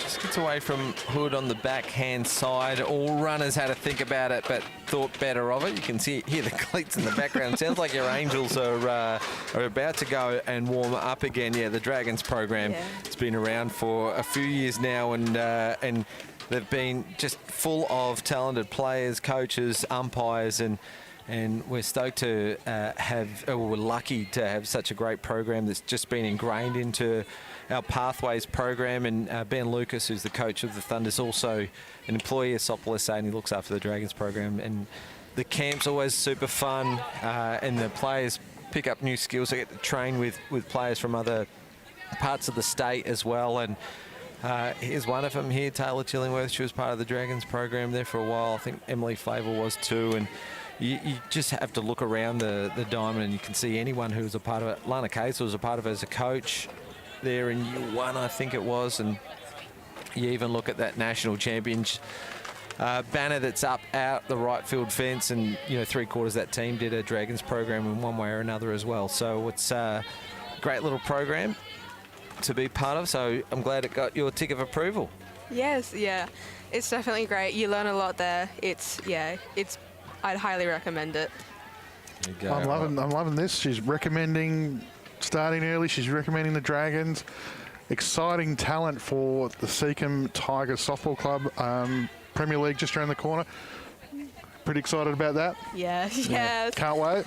Yeah, it'll be my first year up in A grade, so I'm definitely excited to hopefully maybe be pitching in that. Yeah, that's great. That's great. Well, look, I mean, with Annalie Dolman as a coach, first time as a head coach in the Premier League, but lots of experience. Great shot by Sasha Penglace, who just continues her form in the fully loaded, just making every at-bat count. She puts the ball centre right, batting in another run. And the Vespers take the lead with that as well. The run scored off the walk that Chillingworth got Penglay's single to the right side puts them in front here in the top of the third inning. And Georgia, any final comments? You can say hello to anyone. It's just for fun, the pre-season, the fully loaded competition, so you can say hello to anyone who might be watching, and then we'll let you go off and warm up for the final game of the night, the Angels versus the Thunder. Yeah.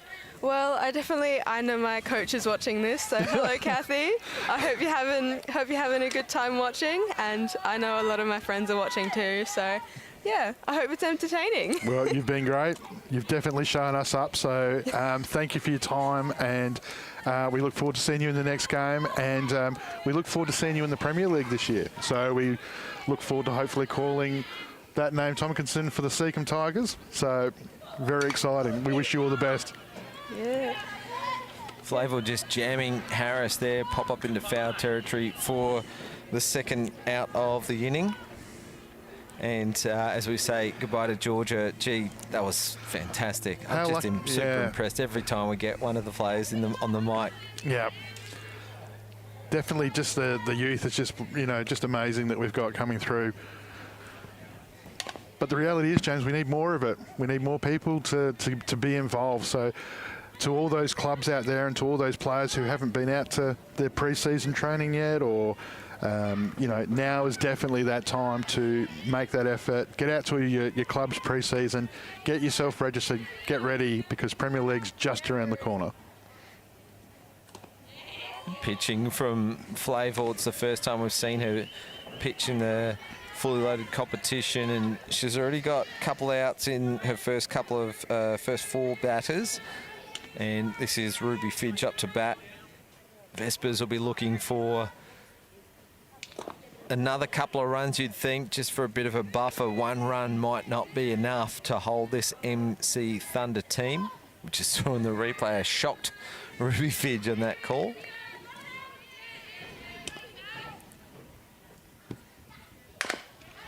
Foul ball, and Fidge will live again. Yeah, another one of the players that's just come back from the State Schoolgirls National Championships over in Western Australia. Played at Mirrabooka.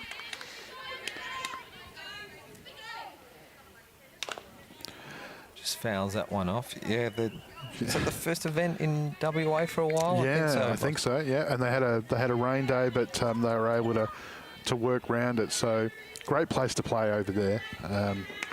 Mirrabooka, that's the place that you had your biggest softball tournament of your life. Look, oh Smashes wow. it, line drive. She's done some damage there.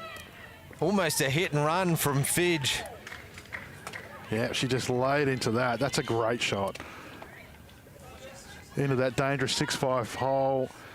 Perfect. And just batted the run in, but that was actually a great relay. Let's have a look at this replay. Yeah. Only one run crossing the plate for the Vespers. The runner at 3, Chillingworth, has got some speed, but well played there by the left fielder to get it into the cut.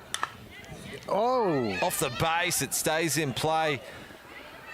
All the runners advance another base, so it's turned out to be a pretty good inning so far for the Vespers. They've scored, what, 4 now in this inning? Well, you do say, I mean, the Vespers are the last inning specialists, and that third base has been the hot corner all night. Great effort by Lana Casely, just a reflex dive down to that, following on Ruby Fidge's great shot. So maybe Jorgensen comes to the plate now. But your point well made, James, in regards to both of those fielding efforts out at left field. By Abby Kennedy, she's basically kept multiple runs to 2 singles. That could have been 2 runs in either of those at-bats, and it turns out 1 for each of them. Well, I think if Lee Hull had his way, he would have that fence out there in Premier League, because that's where he wants his outfielders to stand. So he likes them shallow, so must be difficult fielding there, knowing that the fence is 50 feet closer. But the outfielding's been really good. We've already seen that great effort by Ballard in the first game, Jorgensen in this one. Change up, hits the spot, and Flavel looking good. Yeah, Abby Jew, though, she's had an interesting night with the ball getting smashed at her at third base all night long. Stays off the change low. Good discipline batting. Been really impressive through the state trials, and one of those young players very much on the rise.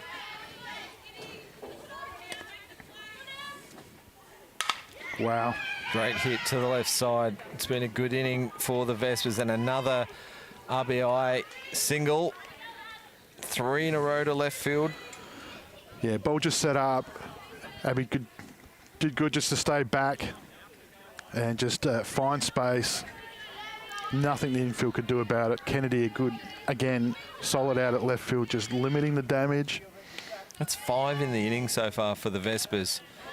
And I joked earlier that they're third inning specialists. Yeah, you did. That's just what I'm saying. Like, and the good thing is too, like, this hasn't been, you know, the Chillingworth-Harris show as far as what we would expect from players of that quality. I mean, this has been, you know, Weir, Fidge, Jorgensen. It's been a lot of the young players that have done the damage here.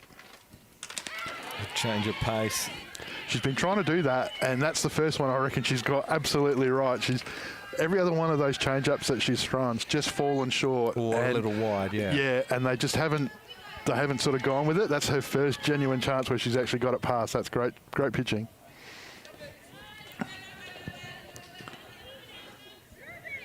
You have a look at the way that Flavel goes into her motion. There's a little bit of... Yeah, I know she's a different pitcher altogether, but you watch this, a little bit of Monica Perry here. Watch the way that she tries to get her grip here, just screws the hand up over the head, down into the wind-up, and then whips it in. So great pitching and a strikeout to end the inning, Monica Perry-esque there. So strikeout. So a good inning there for the Vespers, but also for that lady there, Emily Flavel, with the strikeout. So a little bit of work for the Thunder. 4 runs behind, but you know, you're having a look at their batting lineup, and Lana Kaiser's going to lead things off. So that 4 runs, is it going to be enough? Yeah, very interesting. Look, the important thing is, as you've said, James, tonight, I mean, it's going to dictate who's going to be playing in that grand final next week. So it matters. Not just the win, but obviously how much you win by, etc. So, but yeah, Kaysler, Hood, Peterson, DeBro, Flavel had a good shot in the her first at bat. So danger to come, and that's Ruby. Yeah, Ruby Fidge threw 2 innings in the first game, and she's back for her 3rd inning of the night. So that's worked out well. I mean, Chillingworth can be sort of reasonably happy with her night in the middle, in the sense that obviously she's kept the runs down and they've got Ruby to come in and close, but she's going to be throwing to the dangerous part of the lineup. So game on here. Will we have a tight finish like the last one? Well, it was 1 run the difference. This one comes to the fence and slides in safely for the first run. Really good slide by Kennedy there. Is that Tamke? Sorry, Kennedy's on 2 now. She started on 1, and Lockwood's on 3. So that was Lara Tamke that crossed the plate. My apologies to the Tamke family.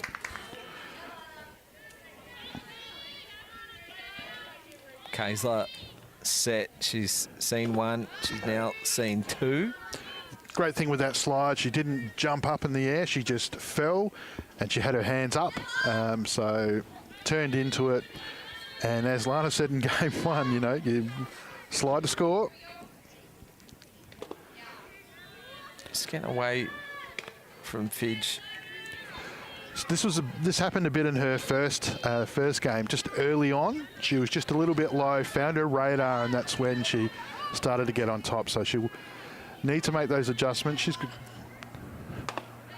but throwing to a batter like Lana Kaysler's no easy feat. You've got to find a spot where she can't hit it, basically, because if she swings, she could put the ball anywhere. So I think Amber Hood... It's always intimidating to come up against a star of the competition, and now add national championship to that resume that she's got. So here's Amber Hood. Another one.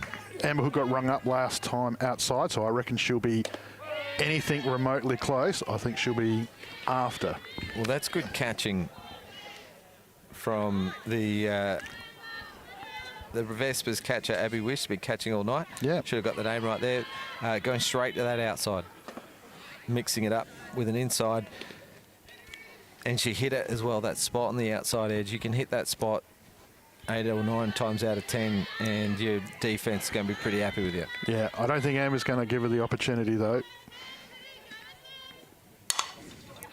Jams her a little, pops it up to the right side, and miscommunication. Force is still on for 2. That's a close call, but the runs will score, and I think the runner's at fault there. I'm just trying to figure out what happened. Harris and Kayser come together. They had a coffee earlier today, so chatting about that. So in the alley, it's always difficult, and you don't think that Abby Jorgensen will ever pass up an opportunity to lay out for one? I'm genuinely surprised. I thought that looked like a pretty... I mean, Amber sort of hit that a little bit high up the bat. That's why I think she didn't get necessarily all of it. I mean, the swing was great, but just to watch that ball fall in, 20 feet right of the second base path, just sort of struck me as a bit weird. But again... 2 runs have scored here in this inning, so Emmsee Thunder lead. It trailed just by 2 now with Charlize Callaghan up to bat. Look, I'm just going to say it. There's none out. There's loaded bases. I'm going to stack that left side of the field. I'm going to bring the right fielder into maybe that centre left position, maybe even bring centre a second base up the middle a little bit as well as she pulls this one. Good catch from Mohan Ram and nearly gets that double play, but just a single. So just the 1 out. Funny thing about that communication play, just going back to the outfield, it's 2 Hills players, Jorgensen and Penglace. But yes, Callaghan obviously coming off of last year's grand final win where she, for Port Adelaide. Ruby de Bro now. Great catching by Abby Weir there. You can just, for young catchers, did the important thing there, which was stay front on. All of her gears protecting her if she stays front on, and she did exactly that. So...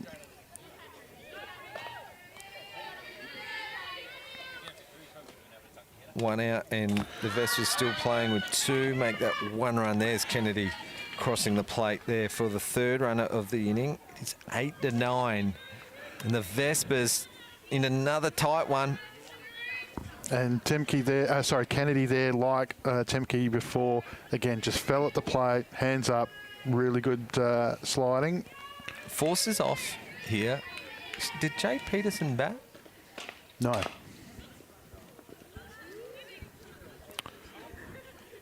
No, she didn't. Charlize came in for her. Charlize batted for Peterson. But I also see Bianca Ramsey, Talia Sutton, so they may be there. Yeah, we're ringing the changes here, the Thunder. Yeah. Well, the Bro lays off that one. There's the Thunder dugout there. Jade in the jacket. Ramsey with the helmet.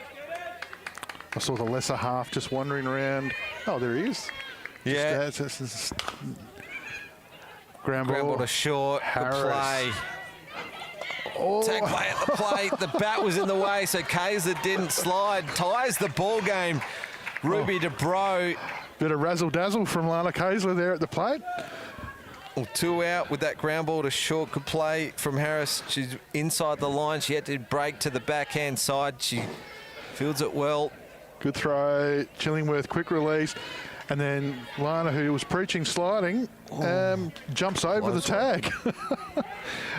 Yeah, that bat was in the way. Yeah, we just mentioned Peterson's partner cuts a fine figure, doesn't he? Even yeah, so whatever he's on, I need to get on it because he's lost, what, 10 or 15 easy. That was a better angle on the replay as well. Thank you for that, Brandon, and the team at Spacequake Sports.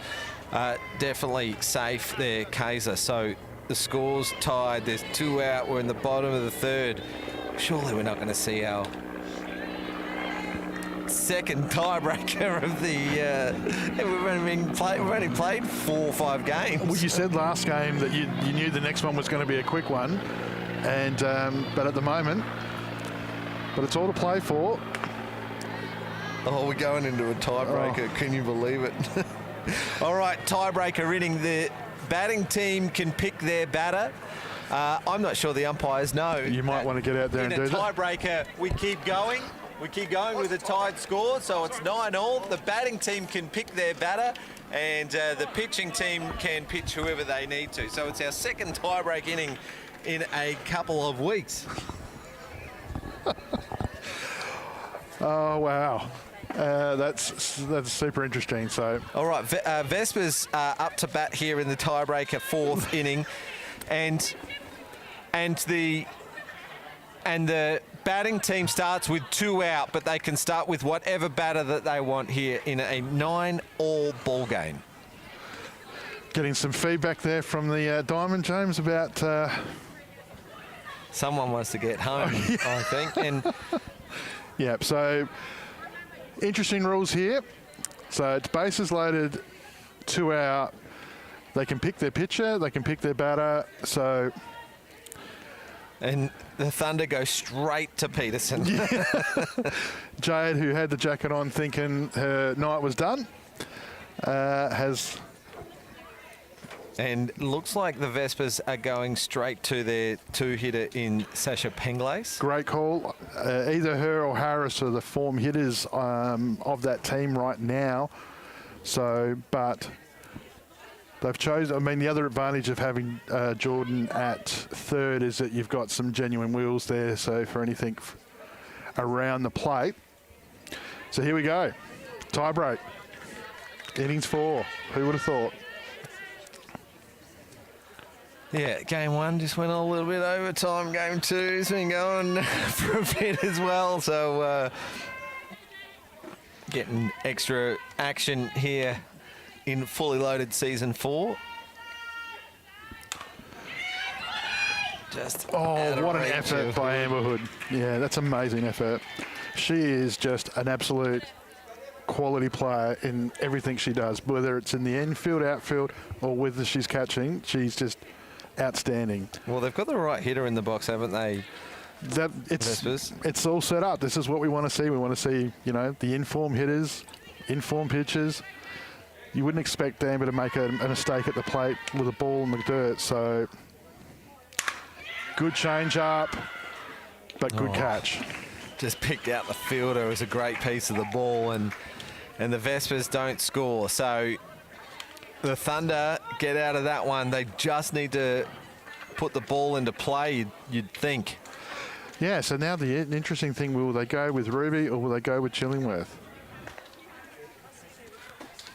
I'm pretty sure the umpires know that one and done here. 1 run to win here for the Thunder, and got a terrific crew out there as well. Jordan and Pete and BT.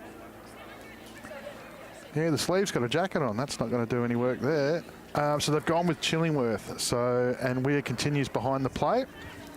The interesting thing will be, is it Kaysler? And yes, it is Kaysler, as you would expect. Kaysler comes up for a 3rd bat of the game. 2 walks she's had tonight, so I'd be throwing 3 down the middle. Look, stick with us here. The season's about to get underway. We start, of course, with the fully loaded softball competition next week. We've got the finals next Thursday night, but Friday night we've got some men's softball action, and we will see a couple of the SA teams playing. We were going to have some Victorian visitors, but unfortunately they couldn't make the trip over, but the 2 SA teams are going to go head-to-head. Now it's an invitational, basically, of guys that have been showing their interest for the state team program, so it'd be a nice pre-season hit-out for them as well. As Kaiser with the walk-off single up the middle, and that will do it. So the Thunder deny the Vespers, and the Vespers lost 2 tough ones tonight, both by a single run. Yeah, both heartbreakers. Obviously not a battery coach. You did say throw it down the middle, and Kaysler said thanks very much, bang. She's in a rush. So, yeah, look, I mean, the Vespers have played great tonight, but they've just unlucky. Great piece of the ball by Lana, straight up the middle. And that's game, set and done. But well, if there's a positive to come out of it, the tie break into that hasn't allowed either team to get away with too many points. Like obviously the winning teams picked up 3 in the Thunder, but the Vespers still pick up a valuable point due to the fact that they've lost by only a couple. Well, what that does do is that puts the Vespers into the early game next week. Okay, so they will finish third. The interesting game is going to be this one. The winner of this game will go straight through to the grand final, Angels versus Thunder. And we'll be back with the action of that game, the third game, the final game of the night. And that is coming up in around about 5-10 minutes. So stick around and we'll be right back.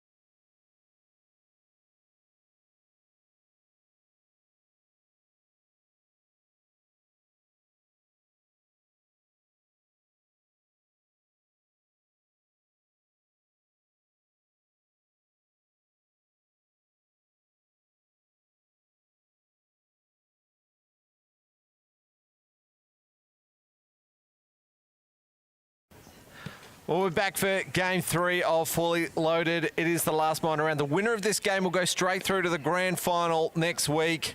The loser will play against the Vespers in the early game, and we may even have a warm-up game in between. Just a bit of a what would you call it? Curtain raiser. Absolutely. If it's still going ahead, I think we're going to have a fully loaded game of home run heroes. That's it. Georgia King is leading off for the Angels, and it's Emily Flavel continuing her good work for the Emmsee Thunder on the stripe in this third game. Home run heroes, registered players are going to get asked if they can come along and play in a curtain raiser game. I love the fact that before 9 o'clock you've come out with this, and look, we've been teasing. It's been great. We should have done it at the top when everyone was awake. It's been great TV craft by both of us that we've been holding it back, teasing this big announcement, but that's it. Georgia King not holding back. A good catch taken by Jade Peterson at first. And the next Georgia is up. They're playing games with us here, the Angels, because we've got Georgia King batting first, Georgia Burr batting second, and Georgia Ballard batting third, with Georgia Tompkinson batting 8. Yeah, that is somebody that's a direct shot at us. And first pitch swinging Burr, fly ball to shortstop. Kaiser takes a catch. 2 batters, 2 fly balls to the infield. And it's good to see that Lana Kaiser there has taken, she's pulled the coach Lucas aside and said, listen, third base has been hot all night. I don't want any part of it. Roll me out to shortstop, and bang, there she is. So good call by the senior player out there.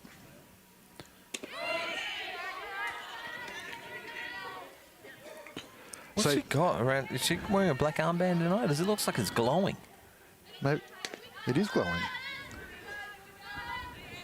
Might have to pull a tight shot there on the shortstop on her left arm. Get the Space Quake boys to zoom in on that. As we see Georgia Ballard come to the plate, there's 2 out, there's loaded bases. Is that one of those health monitor things? There you go. She's wearing the green. Great shot, opposite field's going to score at least a run. Runner turns from 2, it goes to the fence, so 3 runs might score off the Georgia Ballard shot. Good take from Amber Hood. All 3 runners crossing the plate, Jess Neves, Georgia Tompkinson and Michaela Yankovic. So all 4 Georgias featuring here in the top of the first inning. So Abby Kennedy been really good in the last game out at left field. She's moved over to right field, and unfortunately the ball's just slipped under her there. And Ballard, who's looked threatening all night. On a cold night tonight, I would say that there's a little bit of dew out there. I would so suggest it's probably that it's slipped past her. Yep. But scored 3, fully loaded, takes no prisoners. The ball going opposite field would also be screwing away sort of towards the right field corner. And you got people running to home, so you're in a rush out there. So difficult field, but early score to the Angels. Caitlin Carroll up to bat. I believe her middle name's Georgia. Caitlin Georgia Carroll up to bat. I made that up, Anthony. you threw your hands up like you were giving up. Yeah, I'm out of here. Because it wouldn't surprise me if that's the case. Good coaching by Amber. Must be good for these younger pitchers to be able to throw to players of that quality who can just kept that ball out of the dirt.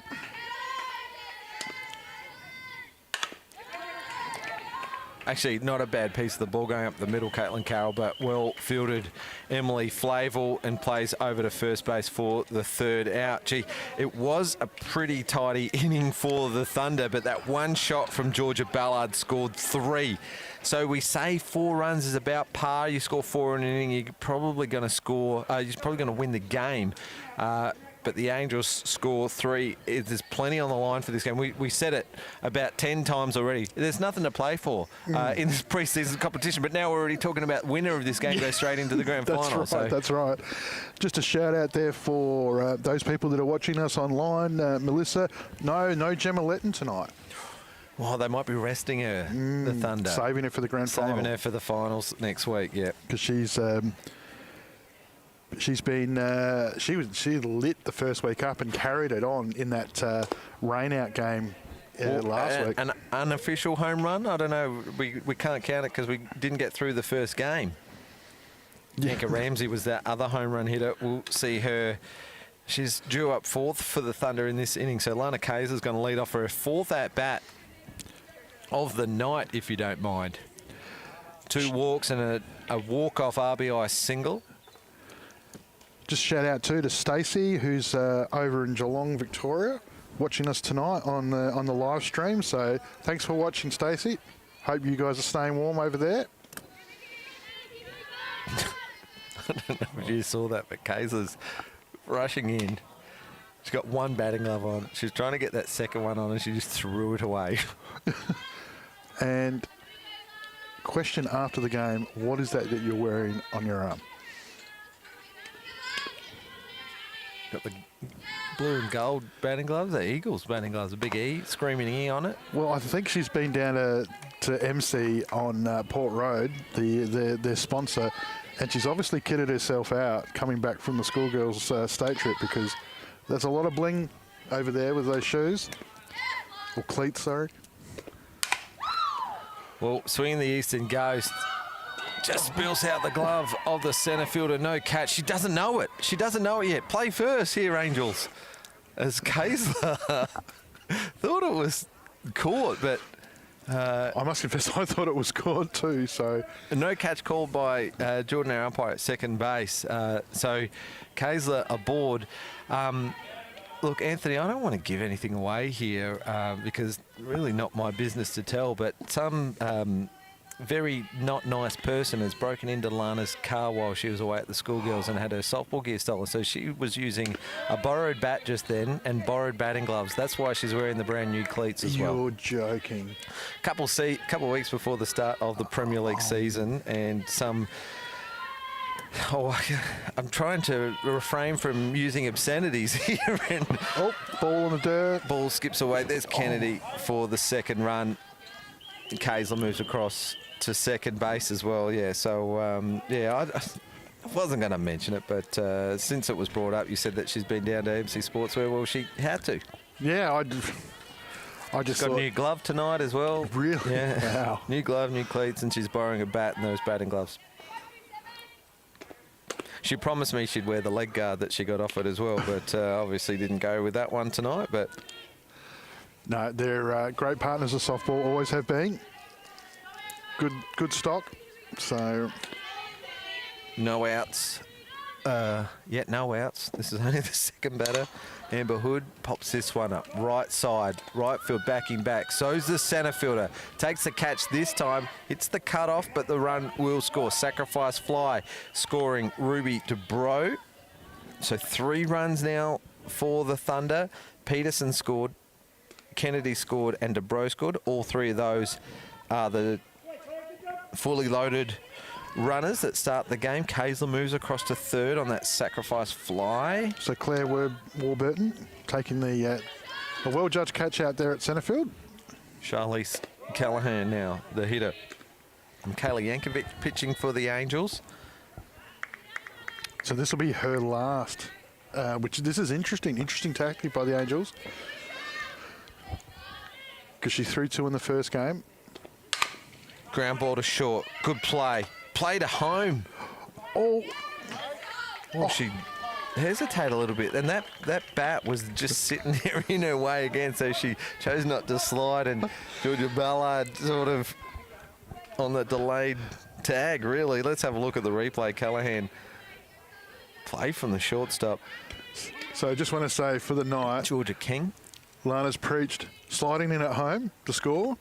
She's jumped over a tag, and now she's stopped in front of the plate and danced around and scored. She's done everything. She's razzle-dazzle Kaisler tonight. Love it.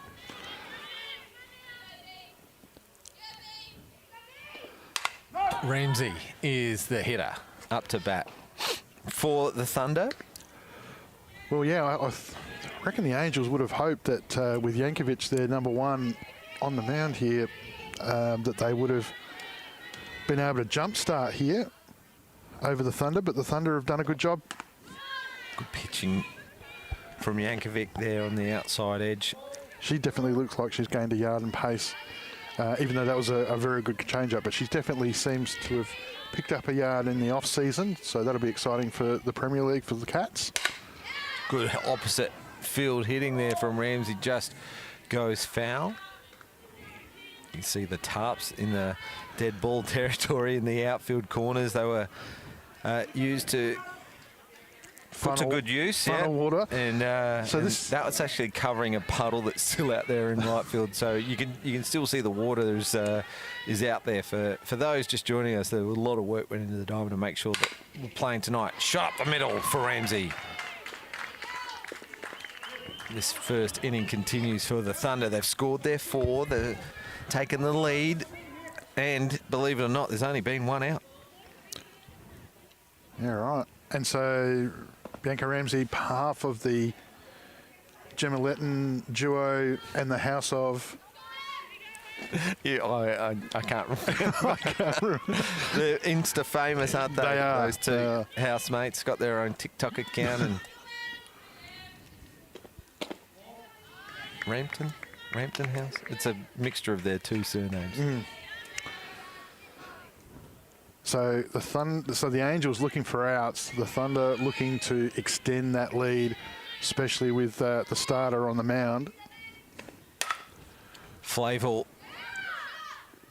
just short of the right fielder, and Georgia Tompkinson maybe left that one so the runners couldn't advance because it was taken in foul territory away from the field of play, so to the runner's advantage. But you know, probably need a second out. Yeah, before you're making the decision on whether you're taking that catch or not, if you can. Good pitching there, just going up and away that time, and goes ahead of the count. So good calling behind the plate from Ballard. Yeah, that's the uniqueness of this competition, is that you've got Yankovic throwing to Ballard. They may not have had this opportunity, this battery before. Maybe stayed under 18s last year. Yeah, but and people might wonder why you're doing what we're doing, and the reality is that this is great exposure, great experience for these people, because these pairings that you are coming up with are going to be used at national championships. So pitching there from Yankovic to pick up a strikeout and the second out of the inning.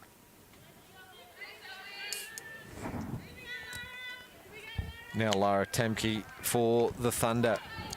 Swings early.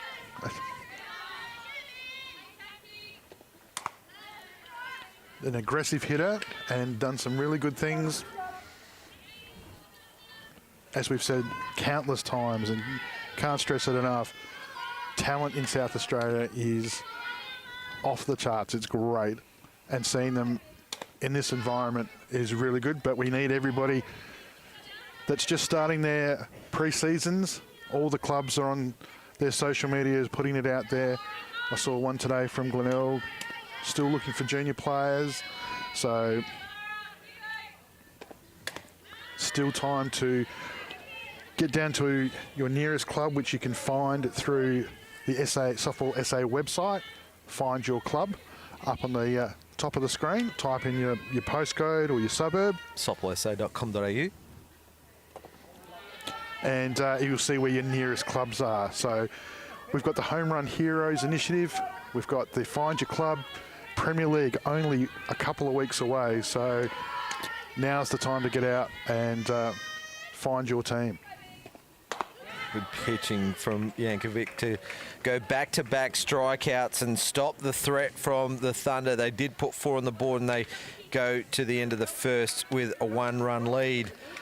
Bit of work to do for the Angels, and there's Sophie Roberts, one of their stars, with the jumper on. I was about to say, yeah, I just looked up then and it's like, wow. So there's the Home Run Heroes on the screen there. Find your nearest program, homerunheroes.com.au. And we're currently organising, hopefully at the moment, some teams to come out next week for us between the prelim final and the grand final of the fully loaded competition.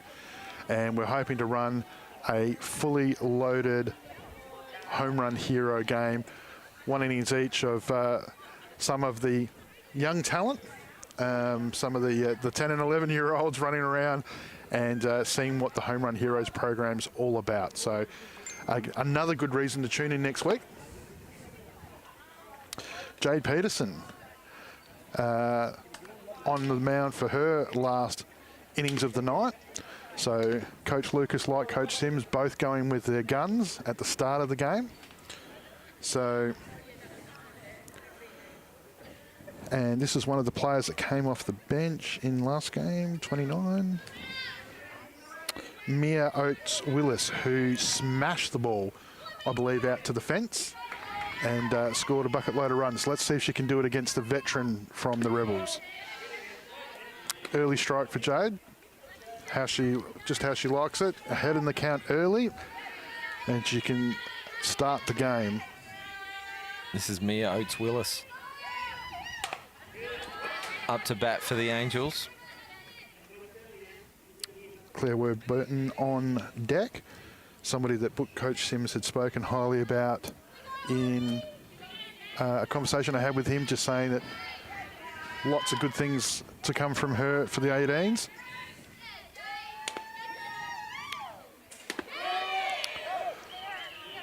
And a strikeout to start the inning, so very positive start for the Thunder, going straight to their ace here in the top of the second inning. Fall behind Jade Peterson in the count, you're in all sorts of trouble. Is there a bit of a tactic there in bringing in Jade to pitch against the middle order there, or? Yeah, well, I mean, yeah, you can say that for sure. I think with the game being as close as it is, and considering it guarantees you, the advantage that comes out of the winner of this game is the fact that they only get to play the one game next week. Whereas the losing team, because they'll have to play the Vespers, it's a double up, which will impact their pitching in the preseason. But it'll be interesting to see how that washes out. The Angels have looked super impressive offensively, and the Thunder have looked really good defensively. So they say defense wins championships, but you've got to score to win. So it'll be interesting to see how it plays out. So this game halfway, Thunder up 4. Good change of pace.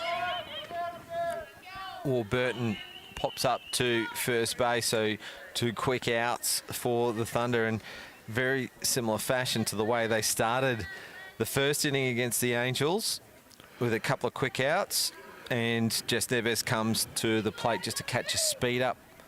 And we did talk about, we think that the very talented Georgia Tompkinson, who we had in here before, probably going to pitch the next innings for the Angels, considering that they've gone through.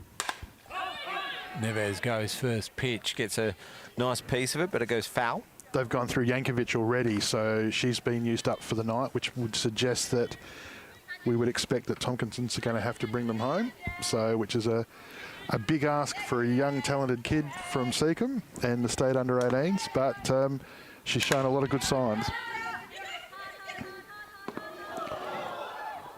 Ground ball taken at third base for the Thunder, and you heard Lana from here. She was calling out to make that force out at third, and it was the right play in the end. Let's have a look at the replay.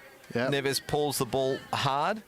Well, taken at third base by Callahan, and just underhands it. Almost looked like she held onto it just a little too long, but Kay's looking up for the call. Yeah.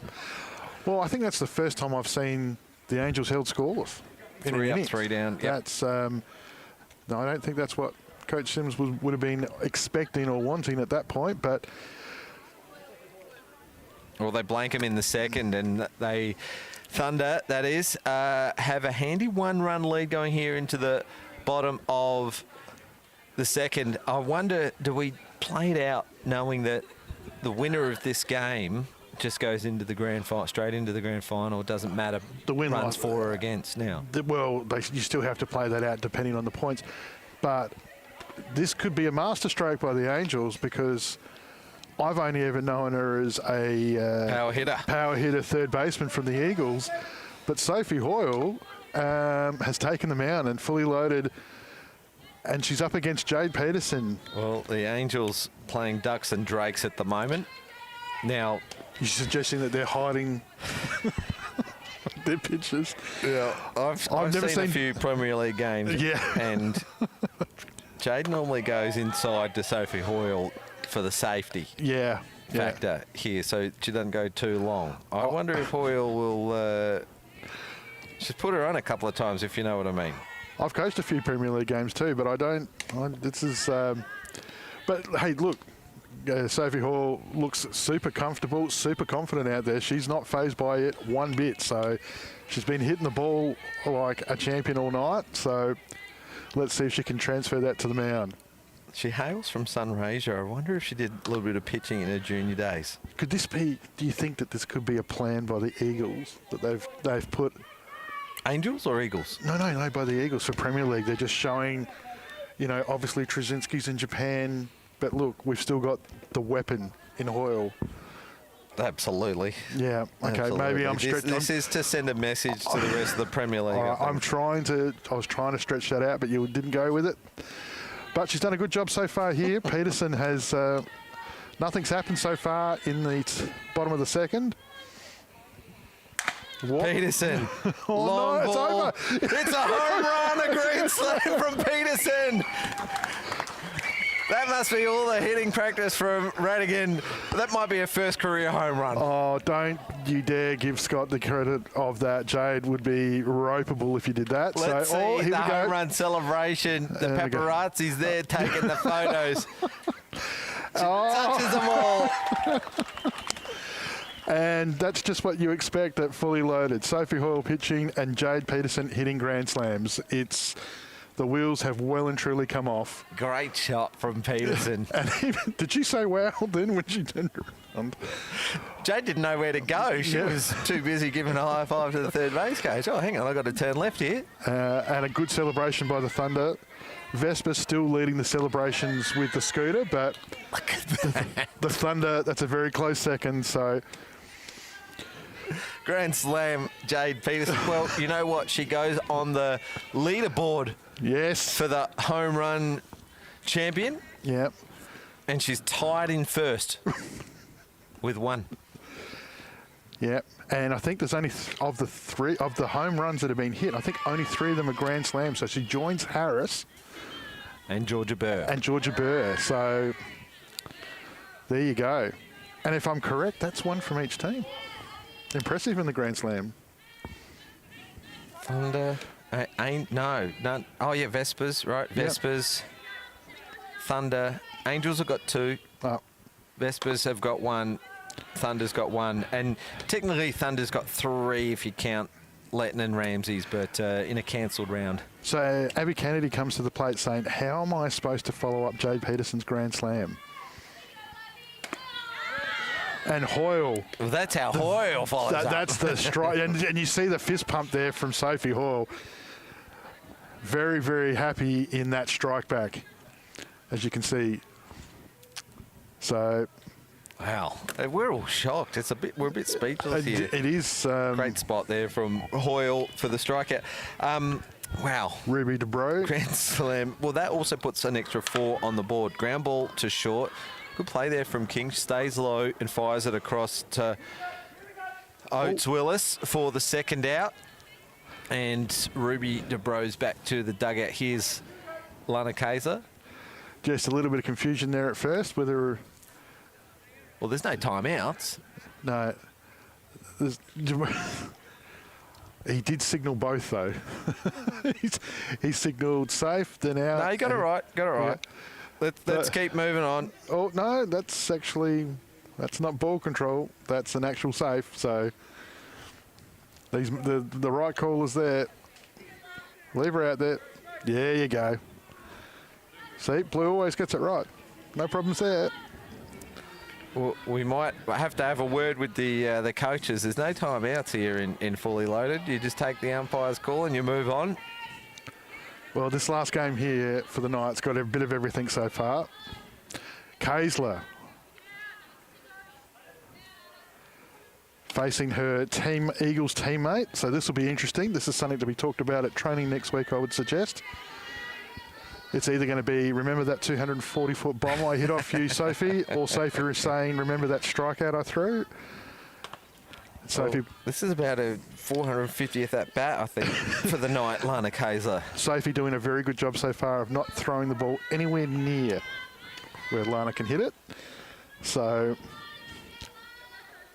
yeah, I don't think she wants to give her any bragging rights. It was close enough. Look at that. Hoyle, not afraid of the power of Kaysler and has challenged her. I think Kayser was shocked by the look on her face there. And I definitely want to know what that device is on her arm. So anything's going to happen here. Could be anything. She changed her up.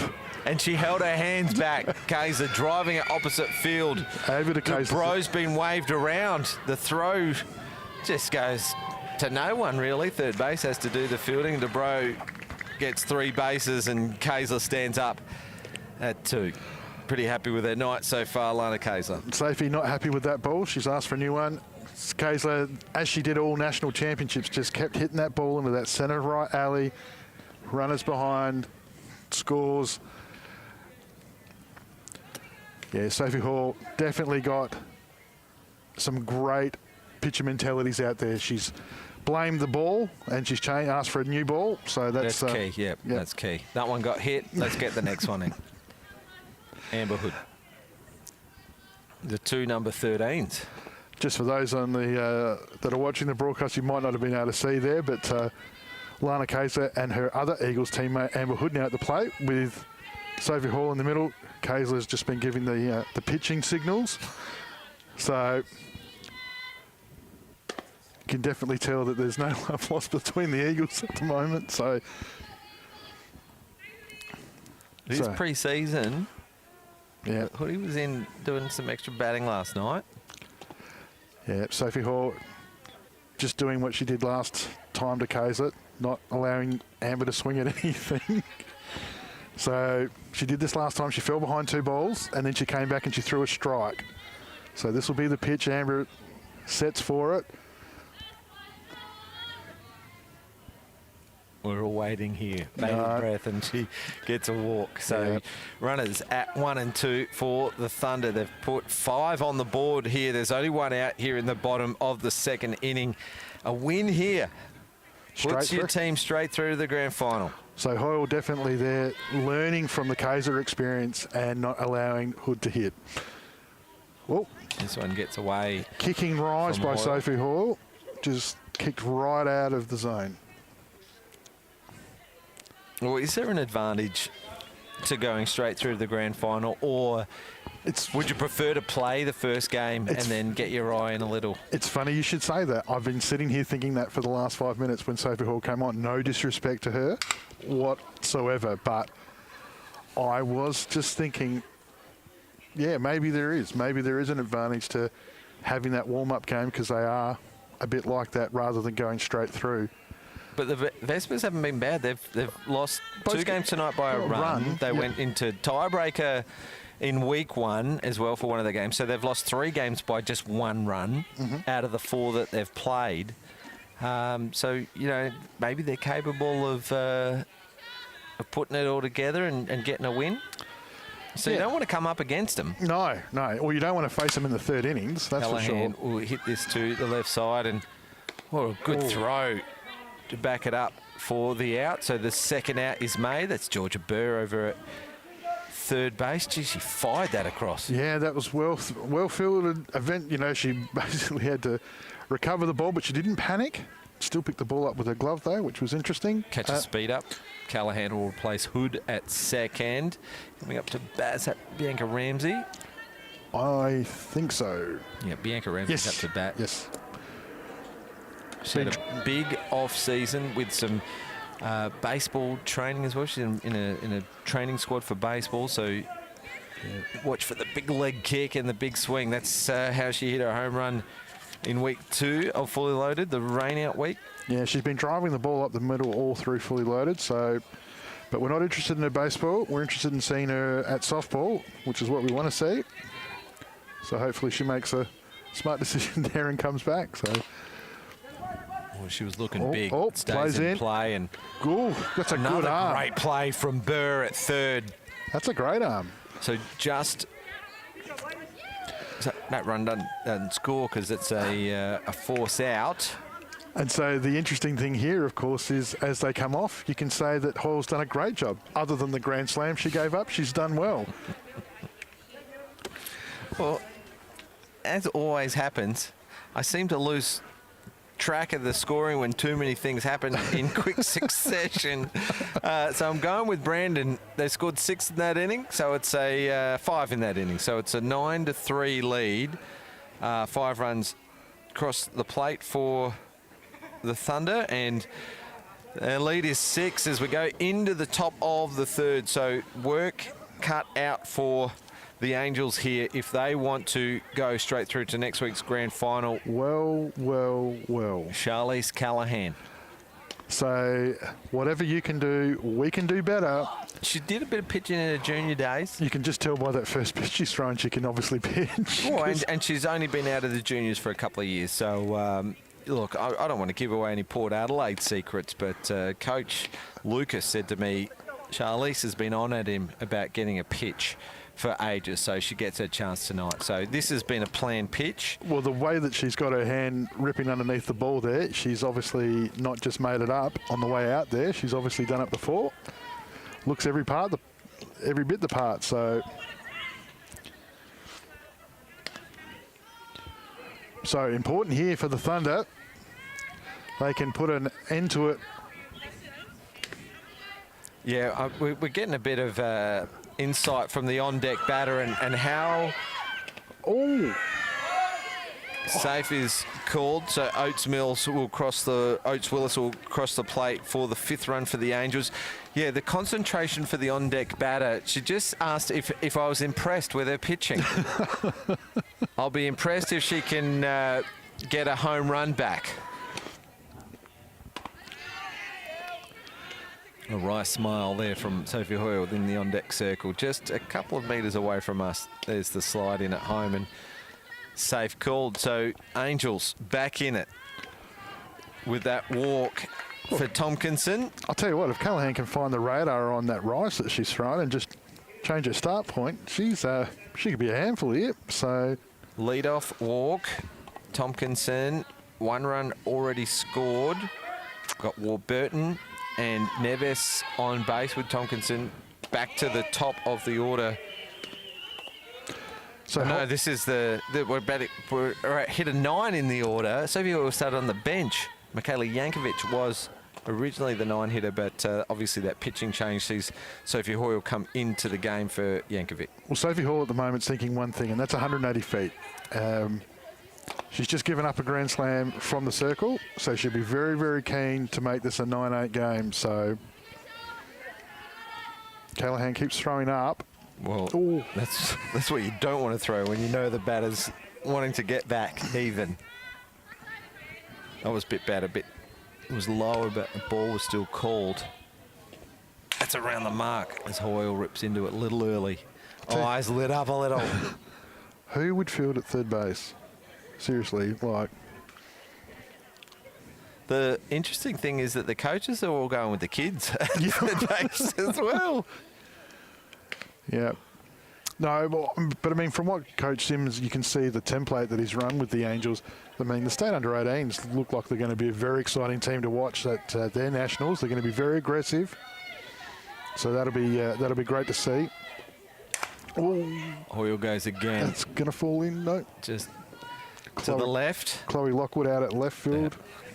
Yeah, Coach Sims came a little bit earlier to help with the diamond preparation to make sure that we'd play tonight, and we're just having a bit of a chat. He's really impressed with the pitching depth that he's got. He's going to go in confident to nationals. Well, we saw, the great performance of young Olivia Durham, and she's only 14. That's crazy. So, but yeah, I mean, obviously, the Ruby Fidges. There's definitely some great talent out there. Back to the top for Georgia King, who rips into the first one. RBI single. It gets away from Lockwood 2-run score. Hoyle stands up at 3. So we've got runners at 2 and 3 with none out. First two batters, forward out walks. That was Tompkinson and Hoyle.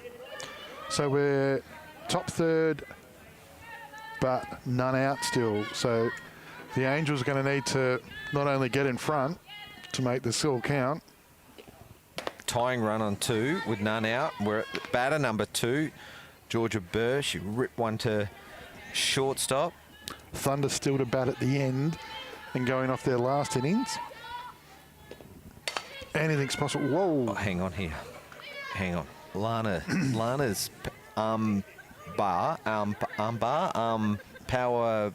strap that she's got around the bicep. Yep. Georgia Burr, the batter's got one as well. Is this a thing? Am I missing something? This has become a thing in softball. Georgia Burr just repping the right arm. It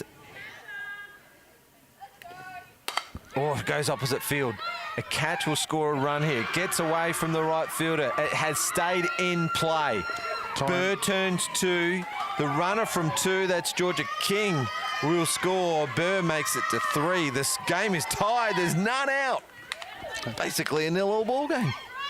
I reckon, well, yeah, I don't know. Maybe that thing around your arm helps you hit better. I don't know what the go is. Whoever seems to be wearing it seems to be hitting. So good shot out to centre right. But Wow, 6 runs, just quick, smart. hit it over the back of the plate too. So she... Yeah, let the ball travel through the hitting zone. Georgia Ballard now. Who's coming off a great shot before, so she's had a really good night. Fouls that one off. But the Angels are going to, the tie's not going to help them, and they're going to need to put some runs on the board to give their pitching staff something to defend. Thinking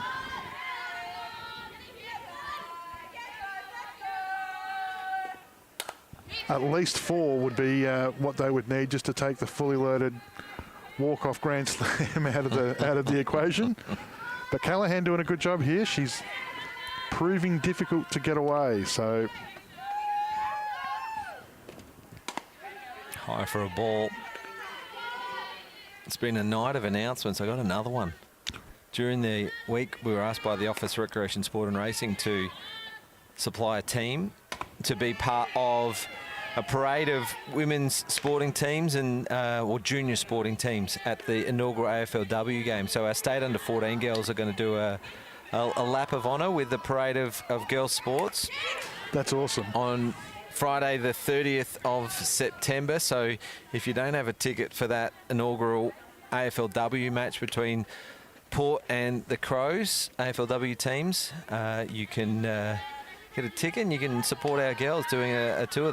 What made me think of it is that Georgia's sister, Abby, is one of the star players for the Crows AFLW player, former state rep. Oh, of course, yeah.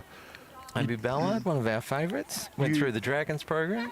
You didn't think that maybe getting the Open Women's National Championship winning team first time? They asked for juniors. Sure. Asked for juniors, so under 14 state team was the perfect choice. Of course it was. Great shot. Smashes it up the middle. Georgia Ballard and RBI single scoring. Georgia Burr. So 2 walks and 3 hits in this inning for the Angels have put them in the lead. Yep, straight back.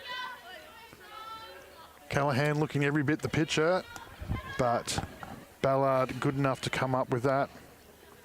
Pinch runner coming on for Georgia Ballard, who's obviously the catcher. Yep, so in fully loaded, you can just replace the catcher straight out. So you don't have to wait for the... Oh, no.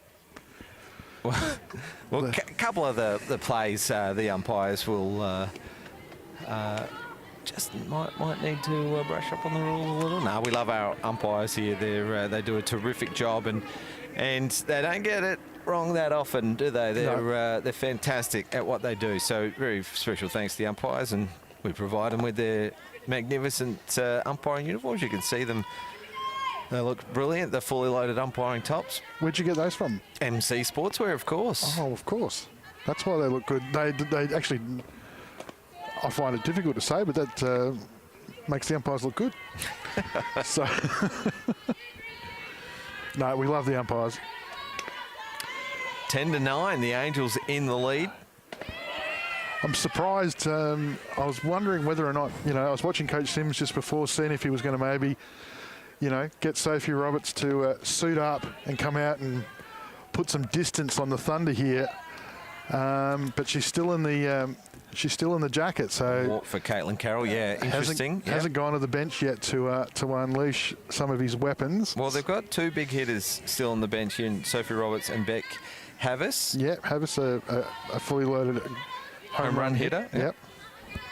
But so far, the young players are doing the damage. Oates Willis. It's Mia up to bat now. It's her second at bat for the game. Where's she from? Is she a fill-in player? She's not on that sheet. She's not on the team. Not on the team list. So no, I haven't seen her in the first 2 weeks. That's why I asked. I thought because obviously being Mr. Softball that you would know everybody. Might be an under 16 player, I think. Yeah, right. Well, she had a good shot before. Got beaten by Jay Peterson, which is nothing to be upset about. She's beaten plenty. So it'll be interesting to see what she does here. Reckon the Angels need 3 or 4 more just to make it as difficult as they possibly can. Good swing of the bat. It's a pop-up to shortstop and a catch taken from Kaisler. In everything tonight, Kaisler. Maybe that thing around her arm's a magnet. A magnet for trouble, so. Yeah, good cut there from Mia, and yeah, got a good swing. She looks quite promising, doesn't she? Ballard just quick as a whistle around third. Okay. Caitlin Carroll also not short of a yard quickly to second base. So 2 runners in scoring position for the Angels, and this is Claire Warburton. Yes. Coach Sims continues to punish the mistakes that the opposition makes. That was only the first out, by the way. So the Angels in the box seat here. 2 runners in scoring position with 1 out, top of the third. We saw a big comeback from the Vespers in the 3rd inning last game. Forced it to a tiebreak. Well, Callahan's been out there long enough now. She's just starting to get a bit of rhythm about what she's doing. So strikes are starting to... She's starting to get her zone. Well, the magnet in play again. Fires it across to Peterson at first for the second out. So just like that, there's 2 out, and Jess Neves. Oh, I have seen the bench. Comes to the plate. Is that the bench lightening up? That's Yankovic who... This is Beck Havis coming into Oh, the... sorry. Oh, my God. I was going to say, I thought they were clearing the benches, the Angels, but... On deck circle. That one goes to the back fence. Here's Ballard. She's quick, but she's tagged out at the plate for the 3rd out. So the Angels fought back hard for 7 runs in that 3rd inning to take the lead. It is 10-9. Jess Neves is the batter in the box. It was Havis who went to the on-deck circle. So Angels looking like that they were going to ring the changes. Let's have a look at the reverse angle of that. And good sliding there from Ballard. Almost avoided the tag. No, it wasn't Ballard. That was Claire Warburton came in to run for Ballard. Yeah, the hardest thing there, unfortunately for Warburton, was the fact that the ball's just come off the fence and it's come straight back to the plate. So really wasn't too much you could do about it. Well, here's our last chance to talk about Home Run Heroes, and thanks so much to our team at Spacequake Sports for helping the promotion of Home Run Heroes. You can find your nearest program, homerunheroes.com.au, entry-level programs for school ages from 4 years of age, and it's going to be exciting. It was only launched earlier in the year, and can't wait to see the number of young softballers who can get their start in the Home Run Heroes program, and endorsed by Georgia. Tompkinson. There you go. And look, you know, again, it's a program that's designed for participation, fun, and learning, and it's a great, you know, avenue to sort of have a look at the sport. And obviously, we want you to come out and give this great sport of ours a chance. And again, with Premier League and every other grade starting just after the long weekend, we sort of get out to your clubs and let them know that you're up and about and you're ready to go. So just got a shout out, James. Just want to say thank you to Michelle. That good fielding there by Sophie Hall covering the plate. That Mia Willis is from the under-16 team at Harndorf. So thanks, Michelle, for letting us know. So another young Hills player. Good hustle there from Georgia Ballard behind the plate. High for a ball. And it is ball 4. So that's the tying run. So interestingly, the Angels staying with Hoyle. That's the tying run, walked home. And well, the opportunity is right here for young Chloe Lockwood to try and bring in the winning run. And if that run crosses the plate, the Thunder will go straight through to the grand final. And as we know, Thunder have won a couple of the fully loaded titles. The ones that you've played finals for, they've won all of them. So, and obviously then there's just part of the joint winners in year 1 too. Yep. So they'll be favourites, you'd think, if they go through. Well, it'll be interesting to see how the squads line up with the players coming back from the development camp, etc. So,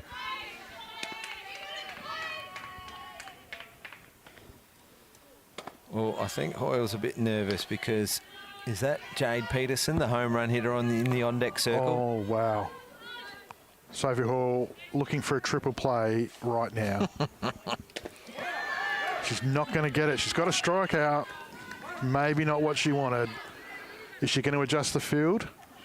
No, shortstop and second base haven't been pushed back to the fence. So she's going to attack her. She started off with a walk and a strikeout, and she cannot pass up Peterson in fully loaded softball. That'd be the winning run as well. So you get straight in there with a strike. She's got redemption opportunity right here, Sophie Hall.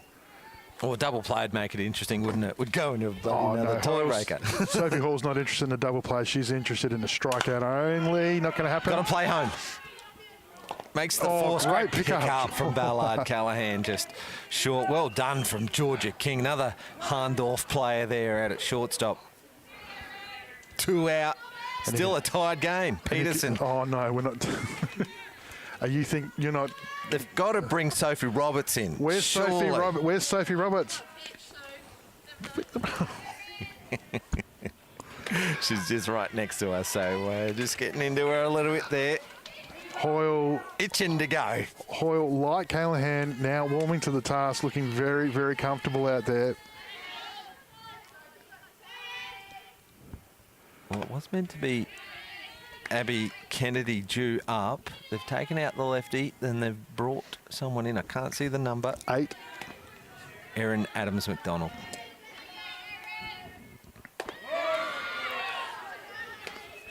Oh, that's a really good spot from Hoyle. I think the Eagles have done something here tonight. I think they've made a statement. I think the West Torrens have made a statement. 2 out. Oh, that great was job. Important. Ballard's been on fire this inning. Yeah, she's had a good night. She's had a very good night. Well, a walk tied up the game, first batter, then a strikeout from Hoyle, then Peterson grounded out to shortstop. But Adams-McDonald goes opposite field. Havas is important here, takes a catch. We're going to another tiebreaker. Can you believe it? It's important because the winner of this game goes through to the grand final. I cannot believe we're going to another tiebreaker. So we start the inning, for those that don't know, with 2 out and you pick your batter, whoever you want in the lineup. Now, I'd be going to Hoyle. She's 9 in the lineup. And if she gets on, you've got Georgia King, Georgia Burr to follow. They've still got Georgia Sophie. Bella. I would unwrap Sophie Roberts right now, just for impact. So 10 after 3. what's, The Thunder. so this means, so hang on, the Thunder can go to Peterson, right? The Thunder can go and back hit, to Peterson. And she's coming out last, so... Well. Coach Lucas has Your coach Lucas has got absolutely no theatre about his coaching, does No. he? He just goes straight to the ace. Yep, and I wonder if Yankovic is in the bullpen at the moment doing the fastest warm-up in the history of the sport. But you've called it, James. Sophie Hoyle has an opportunity, and look at this redemption arc. So Peterson has taken Hoyle for 180 feet over the fence for a grand slam. Now Hoyle, in a tie-break, gets to return the favour. Well. And she's got Jay Peterson cold too. Jay Peterson hasn't pitched for a little while. It's not warm at West Beach. Never is.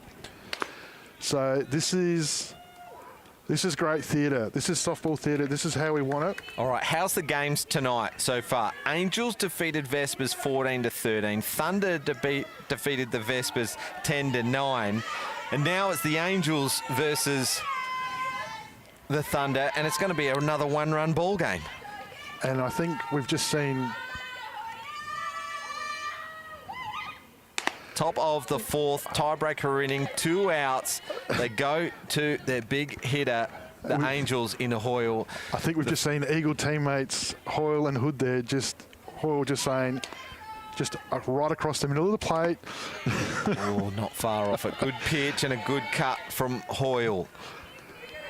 You spoke of redemption very well, Anthony. Oh, I had nothing more to add to it because you've set it up perfectly. We don't. The thing is, we're not trying to create this theatre. This has just happened. Don't you love fully loaded? Oh. It's just non-stop action. All right, let's have a look at the field. All outfielders are on the fence. Yeah. Third base is about 3 or 4 steps in the normal. Strike 2, so Peterson just really peppering that outside edge. Yeah, so Hoyle's now probably had her 2 personal at-bats. Maybe now goes to a team at-bat. Ball and play type stuff. Oh. Peterson, as she does. She found a little bit extra there on that. She rise has ball. sped up a little bit, but Peterson does her damage when she's in front of the count and she can make a chase. That's where she makes her money. That's it. Strikeout. And, well, No redemption arc at all. it's been Peterson's night tonight as Hoyle goes down looking and the Angels fail to put a run on the board. So here we go. The Thunder need 1. But in the argument of your theatre, James, the question needs to be asked, did Hall do that deliberately? Is this an opportunity to engineer the warm-up game next week? I don't know. So you're telling me this entire game the Angels have been trying to throw it? I'm just, and the Angels have gone to their ace too, Yankovic. I don't know how much pitching she's done recently, but... Well, she threw 1 in this game. oh, and look who it is. Who would have thought? It's Razzle Dazzle. Lana Kaiser for her 25th bat of the night. And an opportunity to win 2 games in 2 tiebreakers. Well, it's actually her 6th at-bat of the night. She went walk-off single, and then in this game she's gone a muff fly to centre field, so it was a hard hit shot to centre field, and then a double to right field. So, can Lana Kaiser do what probably hasn't been done before, which is win back-to-back games in the tiebreak? That's an impressive start by Yankovic coming out of the bullpen cold. Kaiser will be looking at centre right. Could probably put all of your fielders there.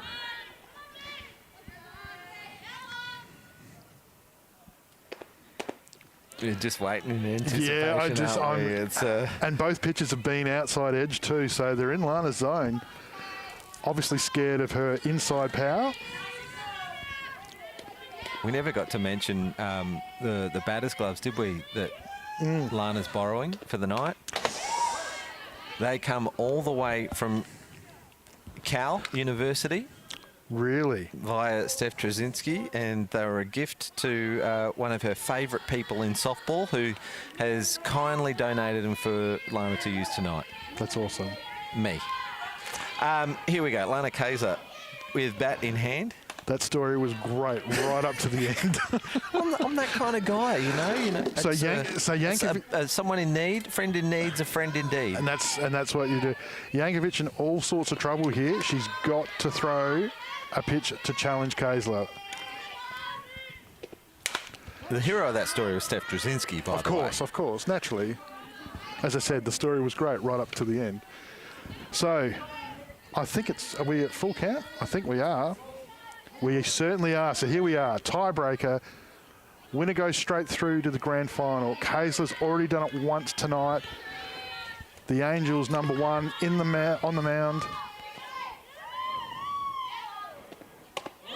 Oh, and it's over. A walk-off walk. There you go. So it's That's the it. Thunder that win game number 3 for the night. What a night of softball. We had 2 tiebreakers and we had 3 games decided by 1 run. It was the Angels defeating the Vespers 14-13. It was the Thunder defeating the Vespers 10-9.